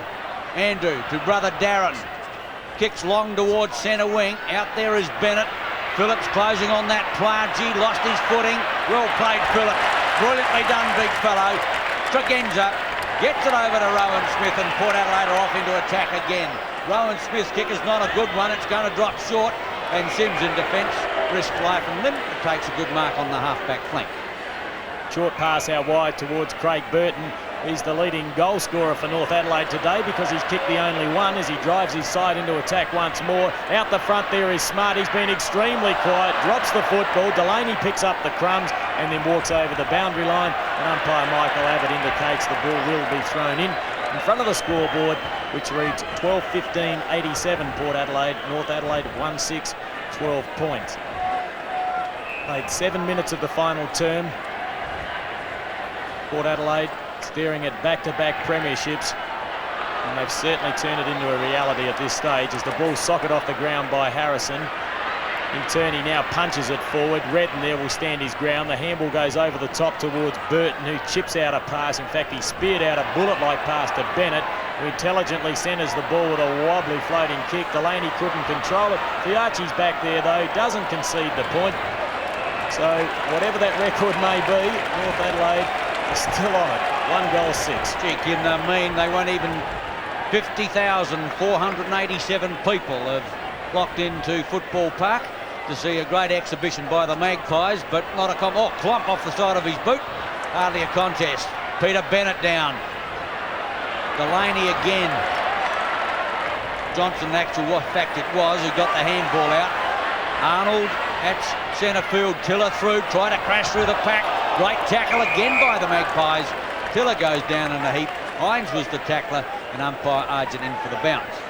So what's really amazed me about this grand final is that North Adelaide haven't been allowed to get into the game at any stage. Most grand finals at some stage a side will get a run on, but Port Adelaide just far too strong and just completely outclassed North Adelaide. Boyd gets it out to Brown. Brown in turn, Tregenza. Port Adelaide into attack up towards Smith on the half-forward line. Free kick goes that player's way. Smith from the attack side of centre wing. Off goes Hodges on a long lead. Beautifully put. Oh, he can't quite get there. The wind took it at the last moment. Riley, Arnold, Andrew Jarman as North Adelaide run the ball out of defence up towards the half-forward line. But once again, Abernethy reads it beautifully. Whips out a handball. Rowan Smith has got one to beat in Hart. Gets around that class, whips it in board. Not a good handball. Hutton, can he do it this time? Drives up towards full forward. Here's a chance now. Russell Boyd needs support. No one there. Going to hook around the corner, but he's well offline. In fact, he's hooked it out on the full, and the penalty free kick will be taken in the back pocket looks like to be Trevor Clisby. It's probably a fairly opportune time, Peter, when we get an opportunity to have a look at players that perhaps won't be playing in South Australia next year for whatever reason. There certainly would be a few retirees out there, I would imagine, as Ginniver has the football. He lines up with the left boot. Hodges is there, takes the easy mark, and any moment now he will kick his fourth. 10 minutes into this final term, here we see Ginniver setting up the play. The kick was beautifully positioned. Trenorden was caught out of position. Now Hodges, who has three, has posted his fourth.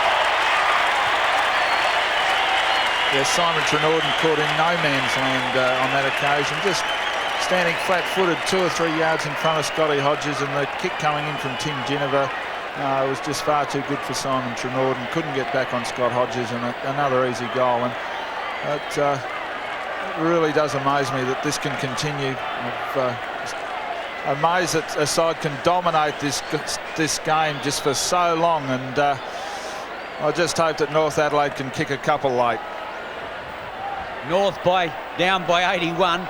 Port 13-15 to 1-6. Darren Jarman on the left boot up towards the half-forward line. Craig back on the turf, but looking decidedly proppy. I wouldn't be surprised if he strung a hamstring. Long handball over to Phillips on the half-back line. Port with a chance to go in again. G. Phillips doing it well, lost it now to Fiachi, but it's Andrew Jarman who gets out that bit of magic. Back to Bennett. Out wide is Darren Jarman. He's got a chance to run. Sims wants it on the half-forward line. Off goes Smart on a long lead, but the kick is poorly put. Delaney couldn't believe his luck. Puts it up for Brown. He misses it as well. So does Sanders, and it's left to big Russell Johnston to get the ball to Hutton. The handball to Hutton was good. Hutton goes forward once more. He's been a valuable contributor throughout the afternoon, but the mark's been taken by Trenorden. And those North Adelaide supporters would have absolutely nothing to feel happy about at the moment, as Tiller, the veteran, perhaps playing his last game for North Adelaide, puts it out wide, close to the boundary line. Tregenza's there and the ball goes over the line. And Peter, what about players that perhaps are playing their last league game? Yes, Kim, looking at North Adelaide, perhaps David Tiller could be playing his last game, Paul Arnold, John Riley, but the two key players are the two Jarman brothers, and the fears that they're going to the Bears are real, and I wouldn't be surprised if they go. Klomp pumps North Adelaide into attack again to Sims. Half-forward line. Stephen Riley gets unloaded. Smart's looking for the football. Great tackle, Fiachi. Sims in. Could be a high tackle. That's the way the umpire rules. And Stephen Sims, who showed an extraordinary amount of courage this afternoon, just for fronting to start with, in the way that he's put himself in for North Adelaide. Hasn't been a destructive player, but he's certainly one of their better ones. 12 kicks and 7 handballs. Can he kick their second goal? Almost impossibility from there. Is going to be short. Johnston getting back on the football. Klomp in. Oh, socket off the ground. Touched. I think it was Andrew Jarman who probably socketed off the ground. But the luck is not with North Adelaide today, and they move on to 1-7 at the 12-minute mark. Yes, and having a look at Port Adelaide players that may not be playing next year, I think they'll keep most of their side. The only one they'll have to do some work on, I think, Simon Tregenza. Very keen perhaps to go to Melbourne and maybe with the Fitzroy Bulldogs. So you believe that Greg Phillips will play on again, Pete, by the sound of that, and I suppose on this form, why not? As the ball's put forward, the handball out to John Riley. Can the veteran kick a goal? Just touched by Delaney and in fact hit the post as well. So North Adelaide move on to 1-8, 14 points, trailing Port 13-15, 93. Peter, I think you'll find that Tregenza's already committed to Port Adelaide next year. He's got another year to go of his contract, but I would think the scouts will be very keen on picking him up the year after. Phillips gets the ball back to Hutton. In turn, Rowan Smith. Darren Smith on the lead. Getting back on it is Simmons. He might be happy to see the ball go out. He's worked extremely hard all afternoon. Unfortunately, he's just chased Port Adelaide Guernseys, and that's a hard task. 13-15 to 1-8. You're on the 89 Grand Final on Nine's Wide World of Sports. Redden hooks the ball back towards Craig. Bottom of the pack there's Stephen Riley, John Riley, Jarman, Darren type. Well played, Ginniver. Out to Brown. Ginniver will get it back in the double play. Hooks in high. The wind starting to take it away. Out comes Hodges. The ball favours Hines. Trenorden works hard. Hines against Trenorden. He wins out, but gets the handball away, not effectively. Obst, and I wouldn't be surprised if that come off the boy's boot for out on the full. and the penalty will go to North Adelaide. We're at the halfway mark of this final term, 15 minutes in, 93 plays 14, the action on Nine's Wide World of Sports. At this stage of the game, it's probably worthwhile having a look at better players for the Jack Oatey medal, as Boyd puts his side forward. Underneath it was Hines, paddled out towards Boyd. Oh, he should have got rid of that a little quicker. He had a loose player in Hodges, but it's Trenorden who puts his side back out of the danger zone, and the mark's been taken by Red. And the handball was too quick for Craig, and his tackle was too high on Ginniver. Play on advantage. Smith out towards Stephen Williams. He lines up the goals. He's very accurate as a rule, and it's touched on the line. Port Adelaide 13-16, North 1-8. Yes, you mentioned the Jack Oatey medalist, Kim, and I think it's got to come from a Port Adelaide player, and there's three players that I think have had marvellous effects on this game. That's Andrew Obst, Greg Phillips and Russell Johnston. Yes, I agree with you, Peter. I think Johnston or Phillips may get it, but whoever picks it might have different views to ours. 13-16 to 1-8. The Jarman boys have worked very hard for North Adelaide. So too is Sims, but I agree also that it won't come from North Adelaide. Ginniver gets it out. Smith in there. Ball forced in now. Here's a chance. Hodges, if he can pick it up. Obst! Oh, brilliantly done. Again, you know, Port Adelaide working very hard. A couple of shepherds in there. One great shepherd by Darren Smith to keep his North Adelaide opponent away from the ball, and just have worked so hard as a team. They're a very disciplined, committed team.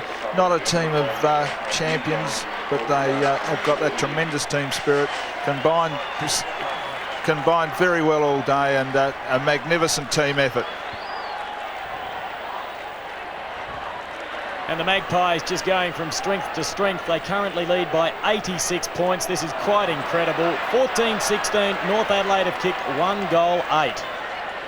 A crowd of 50,487 have witnessed this absolute annihilation of the North Adelaide side as Port Adelaide go into attack once more. Obst to Smith, over to Brown. Put down your glasses. This shot should have been another one, still will be. Hodges picks it up. Snapshot, left foot.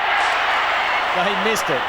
Well, crikey. You're glad the scores aren't too close when you make mistakes like that. Yeah, I think Port Adelaide starting to just lairize a little bit. Bit of finesse there. David Brown could have given away a handball to make it an easy goal. Chose to just chip the ball in and intercepted by North, but they can certainly afford to do that at this stage.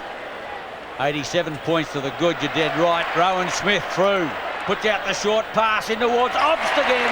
Another fine mark by that player. Not an easy one to take. The ball has been swirling around all afternoon. Obst has booted one, as you can see. He's only 20 metres out right in front, and Port Adelaide just going for a record. 13 kicks, 7 handballs. He chips it in, and that's his second goal as Port Adelaide march on to a grand final. Yes, Andrew Obst played a very, very solid game for Port Adelaide today. In the first half, he was doing a lot of the hard work for Port Adelaide, the shepherding, the blocking, the tackling, the chasing, and worked extremely hard, and he's my pick today as best on ground, and has worked hard and really deserves it. One of the real hard-working Port players. They've had a number of them today, but Andrew Obst stands out in my mind. Quite incredible when you look at that scoreboard. 32 scoring shots to 9. Never mind the margin, which is 107 points to 14. As the Magpies defence holds up strongly once more. Fiachi puts it out wide to Greg Phillips. Will the ball sit before the boundary line? He paddles it back, gets the handball away. It's good to Delaney. Whilst he's under pressure, he manages to get it in turn back to Abernethy, who's very close to the boundary line and in fact has taken that ball over the line. So we'll have a throw in on the outer side. 18.5 minutes in, 15-17, plays 1-8. The action on Nine's Wide World of Sports. What action's this, Kim? I'm sorry to be a terror.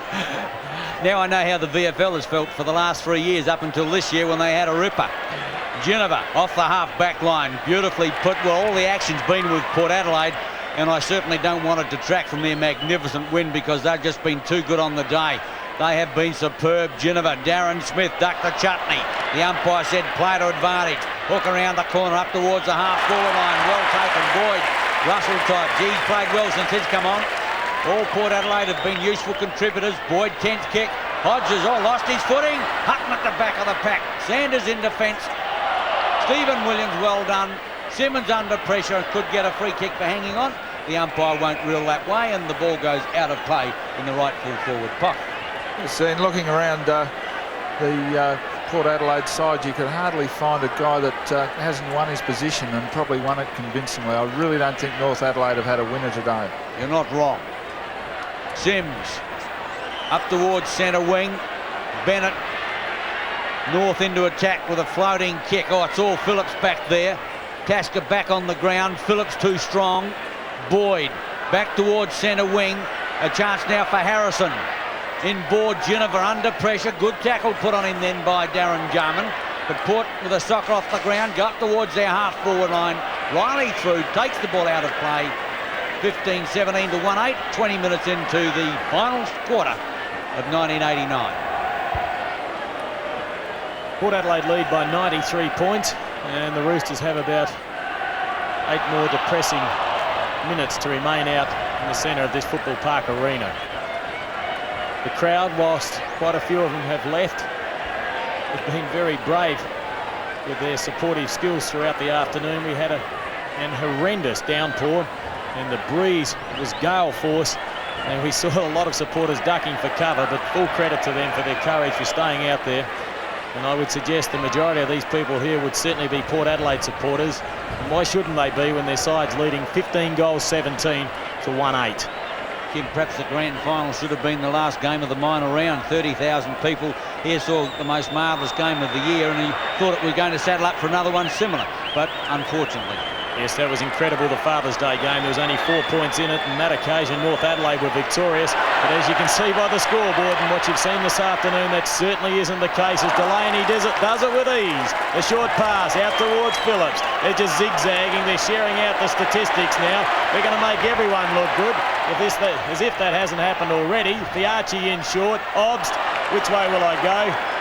Gee, it's looking very easy out there at the moment. In the end, it's back to their skipper, Johnston. He plays on with a handball to Abernathy. Just held back on that kick. Looking for Hodges. The ball wobbling forward. First back there will be Simmons. Had a magnificent first term. I'd hate to think what the scoreboard would have read if he hadn't have been in defence in that first quarter. Boyd over the top. Tregenza around his body. Darren Smith back there. Not quite in time.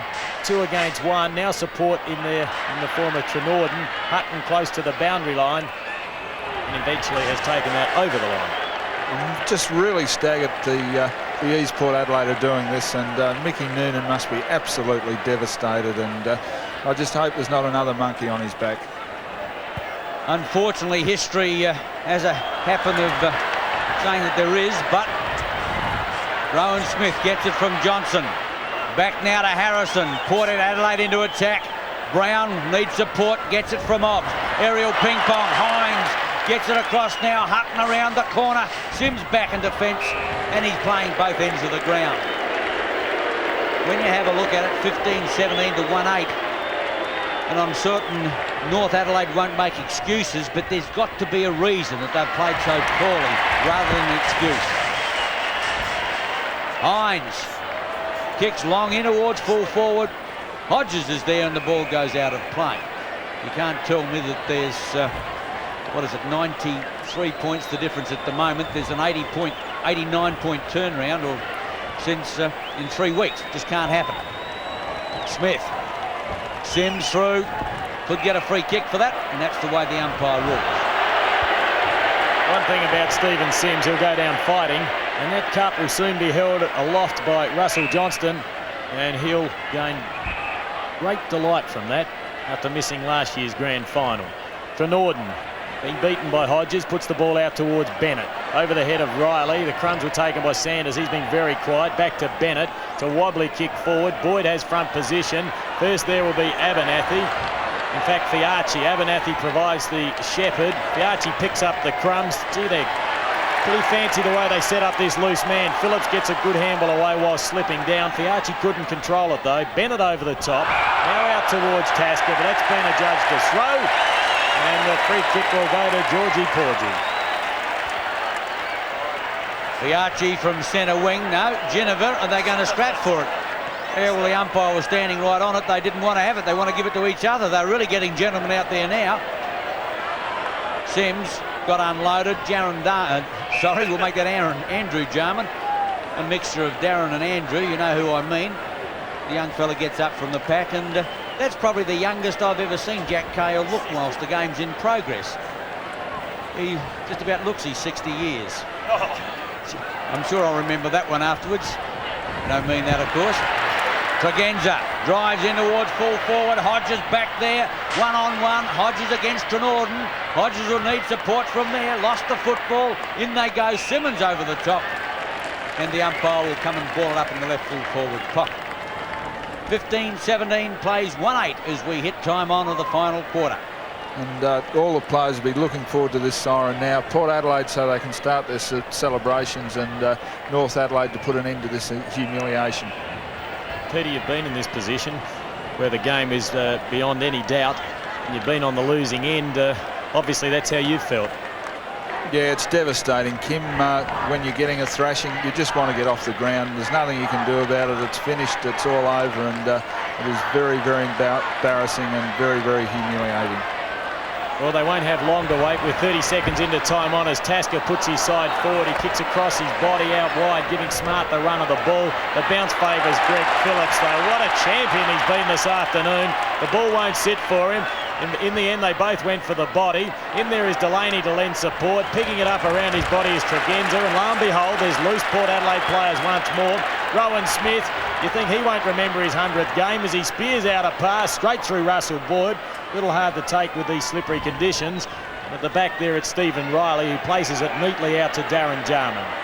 Jarman with a short pass, looking for Darel Hart. Fiachi there, or tackles Hart, who didn't have the ball. And that free kick was rather obvious. Well, is it going to be the lowest score since 1905? Could be. Fiachi. Rowan Smith, Port Adelaide into attack again. Boyd out. Has to go hard for this one, off the fingers. Smith joins in. Darren Smith puts it up for Hodges. One grab, can't complete it. Unloaded. Here's a chance. Geneva point blank range, and he's missed again. 15-18 to North Adelaide's 1-8, and there's a very happy, well, I won't tell you who he barracks for. How could you possibly guess that? And just how mean are Port Adelaide? It's not giving North Adelaide a chance to get out of this with any pride at all, and just keep grinding them in, and been a magnificent effort. Darren Jarman, short pass out to Burton. And they'd like to thank the heavens that he was out there, because he kicked their only goal. There's a high tackle. Tregenza, let's hope he's okay. There's nothing worse than an injury this late into the game. Big Port players run in there. He should be okay. There's the old coat hanger. Of course, he was runner-up for this year's Magarey medal. And he's picked up 24 kicks this afternoon. It's incredible the way he just keeps running up and down those wings.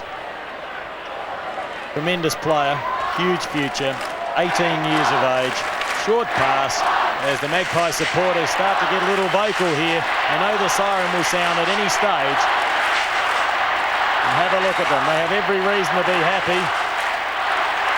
As Harrison drops in a short pass, they're just playing keep-me-offs at the moment. As the ball goes out wide, Fiachi slips over, has time to get up and recover. Hart will apply their pressure, kicks around his body. It's a short pass and it finds Obst. Obst on the half-forward line, a fine player, goes inboard. Stephen Williams, he's got it at centre-half forward. Stephen Williams, dummied the handball there to Delaney, who's come upfield looking to kick a goal, and doesn't he love doing it, the full-back? Simmons again, still not giving it up. Chases the ball across the line for a throw-in. 28.5 minutes gone. The Magpie supporters, there it is! Port Adelaide champions in 1989. 15 goals, 18 to North Adelaide, 1 goal, 8. Jack, 6th premiership as coach. Fantastic effort today. You must be proud of your players. Yeah, I would say that's as good a grand final as we've ever won. As far as discipline and team effort, Bucky, it was really good. I'm very proud. You had them really tuned up, Jack. Yeah, they just hit the peak at the right time. You'd rather be there than here, so get out there, enjoy it, mate. Thanks, Bucky. And I'm sure he'll be with his players in any second now as John Cale makes his way over. We see North Adelaide players there in Michael Rednor. Look at the blood streaming behind Kim Plonk's left ear. They congratulate their opponents. Russell Johnston, what a happy man. He missed out last year. He would be over the moon at the moment. And what's more, he played extremely well, as Peter said earlier. When you have a look at the best players, he's got to be in the top 3 or 4. Just the fact that he beat Michael Redden on the day, Peter Carey, has given Port Adelaide a huge boost, both physically and morally. Yeah, tremendous effort from Russell Johnston. Mick Redden has been the form ruckman all year. It was billed as a pretty good duel, and a duel that could decide the game, and fantastic effort from Russell Johnston. You've got to give him tremendous credit, and after his disappointment of last year, he thoroughly deserves what he's got out there today. When you have a look at the better players for Port Adelaide, you go through Johnston, Obst, Abernethy, Williams, Phillips, a brilliant game. I'm just going down the list and not necessarily in order. Hutton, I thought, at centre wing also put in a fine game, and of course young Tegenza. And when you think that Stephen Williams and the 2 wingmen, I think Jack Hale was reported as saying during the week that if you win the centre line, you're halfway to winning a grand final. Well, he certainly won it today, and the record shows that he's won his 5th, as Bucky Cunningham told you. Yeah, I must admit, I think this grand final will go down as a game that Port Adelaide just maintained enormous pressure for 120 minutes. They never let off for 1 minute. Didn't really give North a sniff all day, and I don't think I've really seen an effort like that against 2 good sides. Today as captain, did it make up for last year's? Oh, well, that's for sure. He got the shorts on this year, makes a lot of difference. Surely does. I mean, all the boys done a great job, and I feel like we deserved it. And so did you, mate. You Thanks, played mate. beautifully. Yeah. Well done. Well, we mentioned earlier how happy Russell Johnston would be, and let's not forget North Adelaide. Like, they are a far better side than what they showed today, and Michael Noonan has kept his charges out on the ground, and they've been in this position before, and once again they'll learn from it, Ian. Yeah, when you have a look at North Adelaide's side, and it was disappointing for North supporters, but you see that Andrew Jarman got 23 kicks and 12 handballs, Darren Jarman 21 and 8, and Hart 19 and 7. But Peter Carey, they were never ever able to set up any sort of method to help their team score any goals. And in the end, it was Port Adelaide's defence just annihilated their attacking division. Tim, great game today. Fantastic effort from yourself. Yeah, thanks, mate. How you feeling? Oh, magnificent, mate. Last year was a dream to come true. This year was a lot harder because they expect us to win, and to put in a performance like that today was fantastic by the boys. Magnificent. Magnificent. Go and enjoy it, mate. Thanks very much, Bucky. Yeah, you're exactly right in your comments there, and I wouldn't have believed that the Jarman boys had the touches, because they had nowhere near the influence that we've seen them have all year. As we see the North Adelaide players there, Andrew Jarman walking around just consoling some of his teammates. But all the glory is with Port Adelaide at the moment as they approach the rostrum, where they'll be rewarded for their efforts. For today's grand final, would you please welcome the President of the South Australian National Football League, Mr. Max Bashir.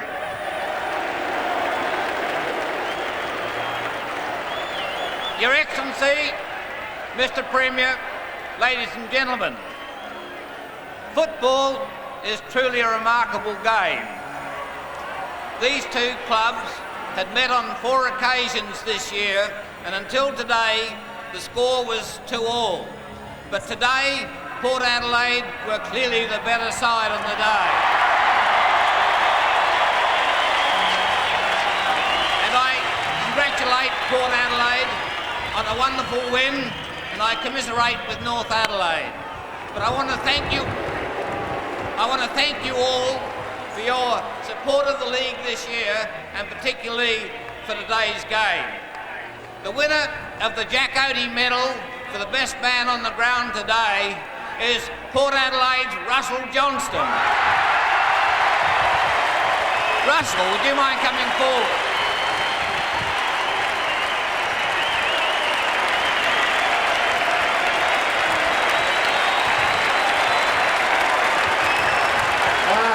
We'll be back up in a minute. I don't know. This is for the whole team. This, not just for me. They all played fantastic. Thank you.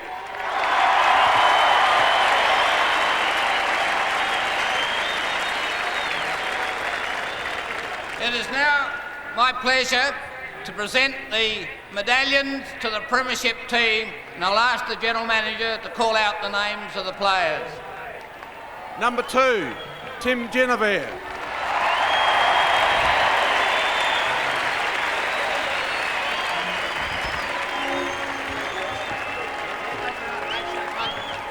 Number 3, Andrew Obst.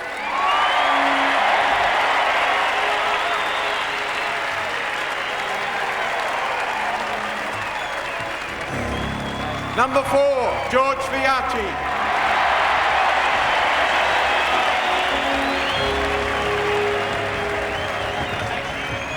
Number 5, Bruce Abernathy.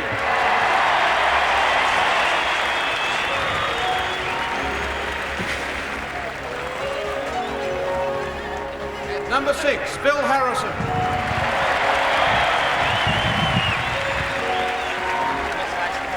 Number 7, Roger Delaney.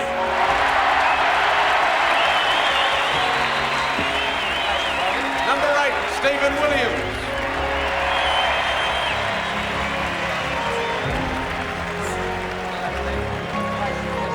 Number 11, Scott Hodges.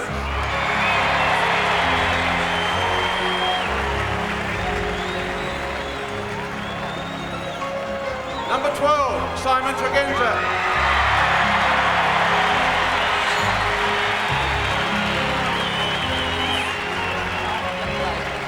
Number 13, Rowan Smith.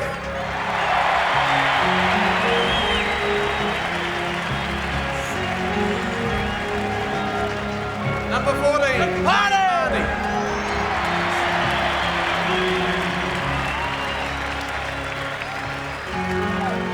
Number 15, David Hines.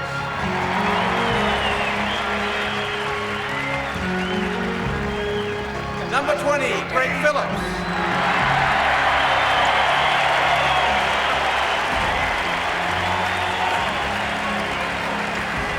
Number 21, David Brown.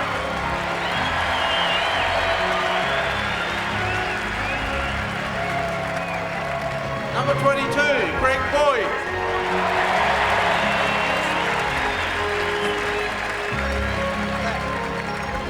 Number 27, David Hutton.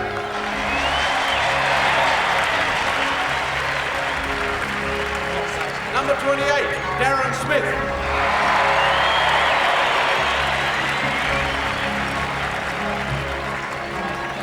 Number 32, Paul Northeast.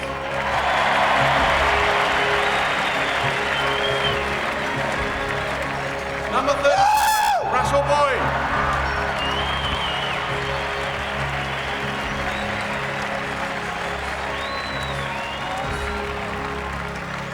Number 1, Captain of Port Adelaide, Russell Johnston.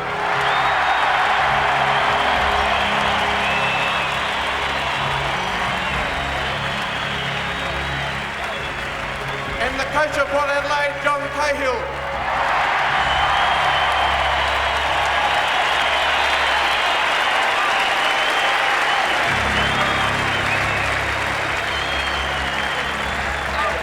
It's now my pleasure to present the Premiership Cup to Russell Johnston of Port Adelaide.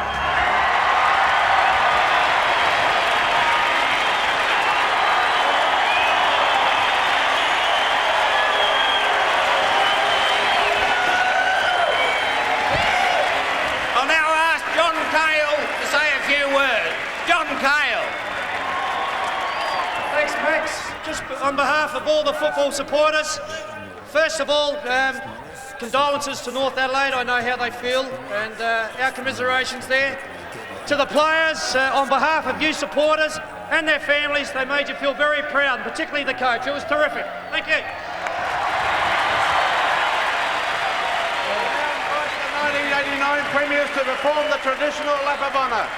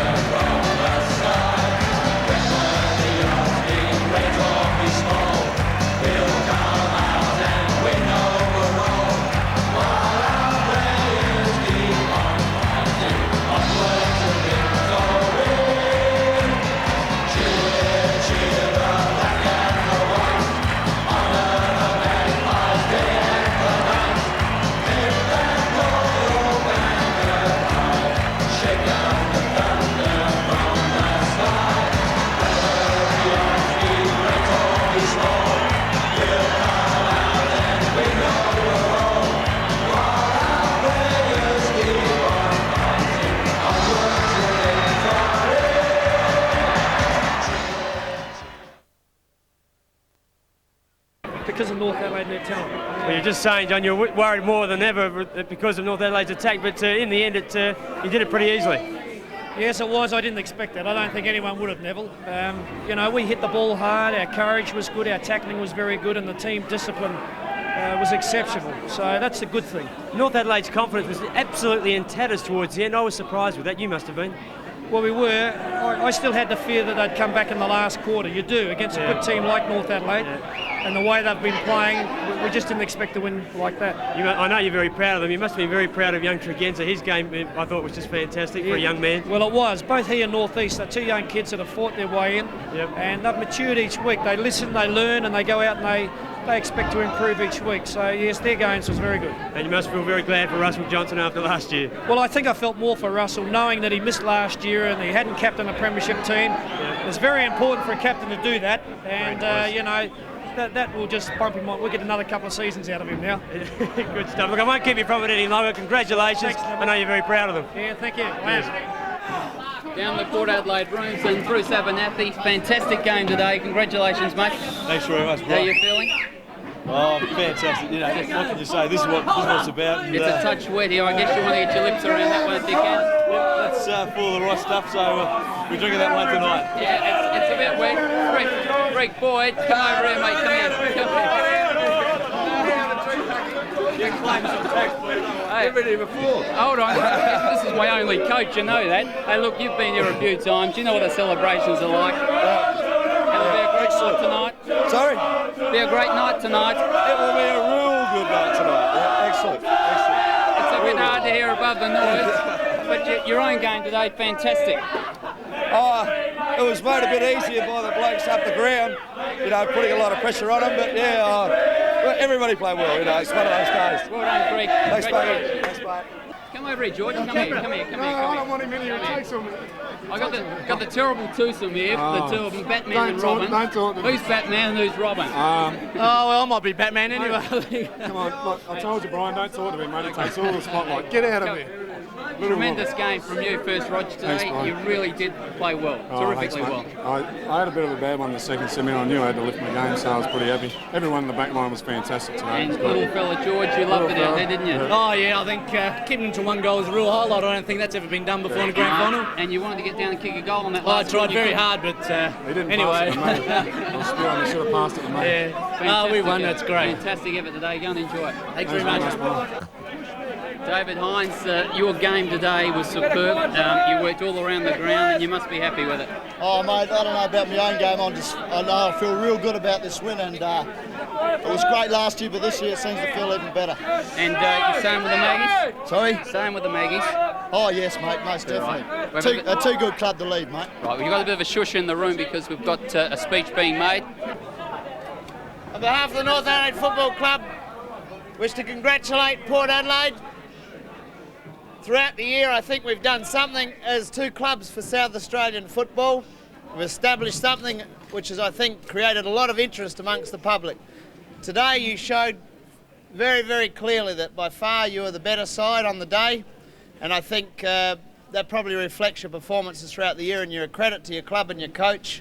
And from my point of view, it only creates a lot more desire from our club to challenge you again next year.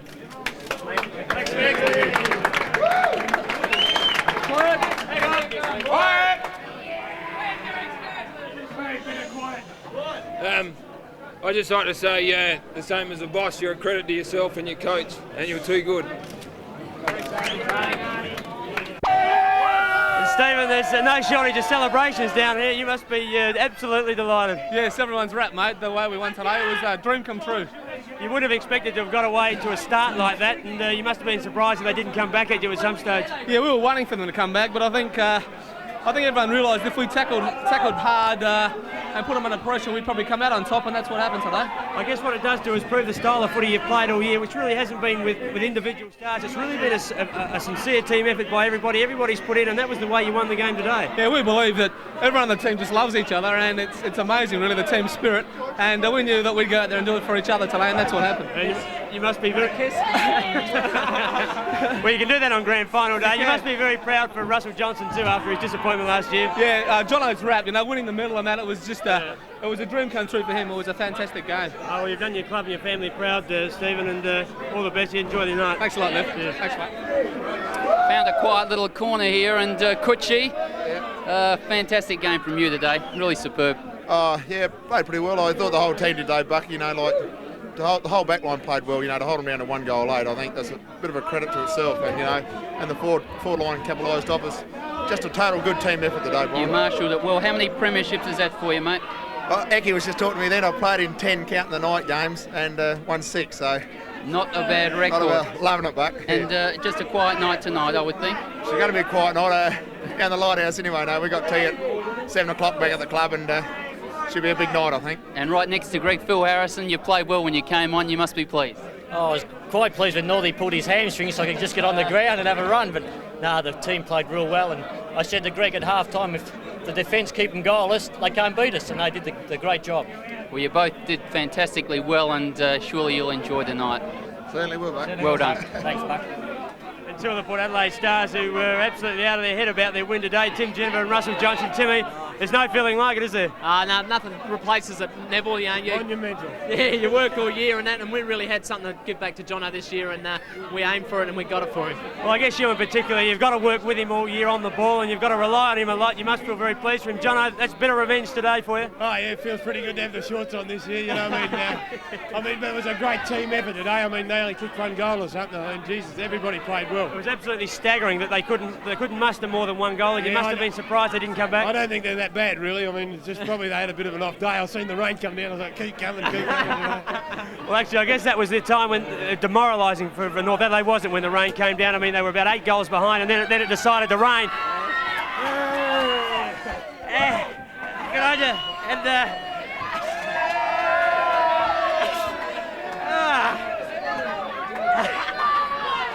well, it's not saying.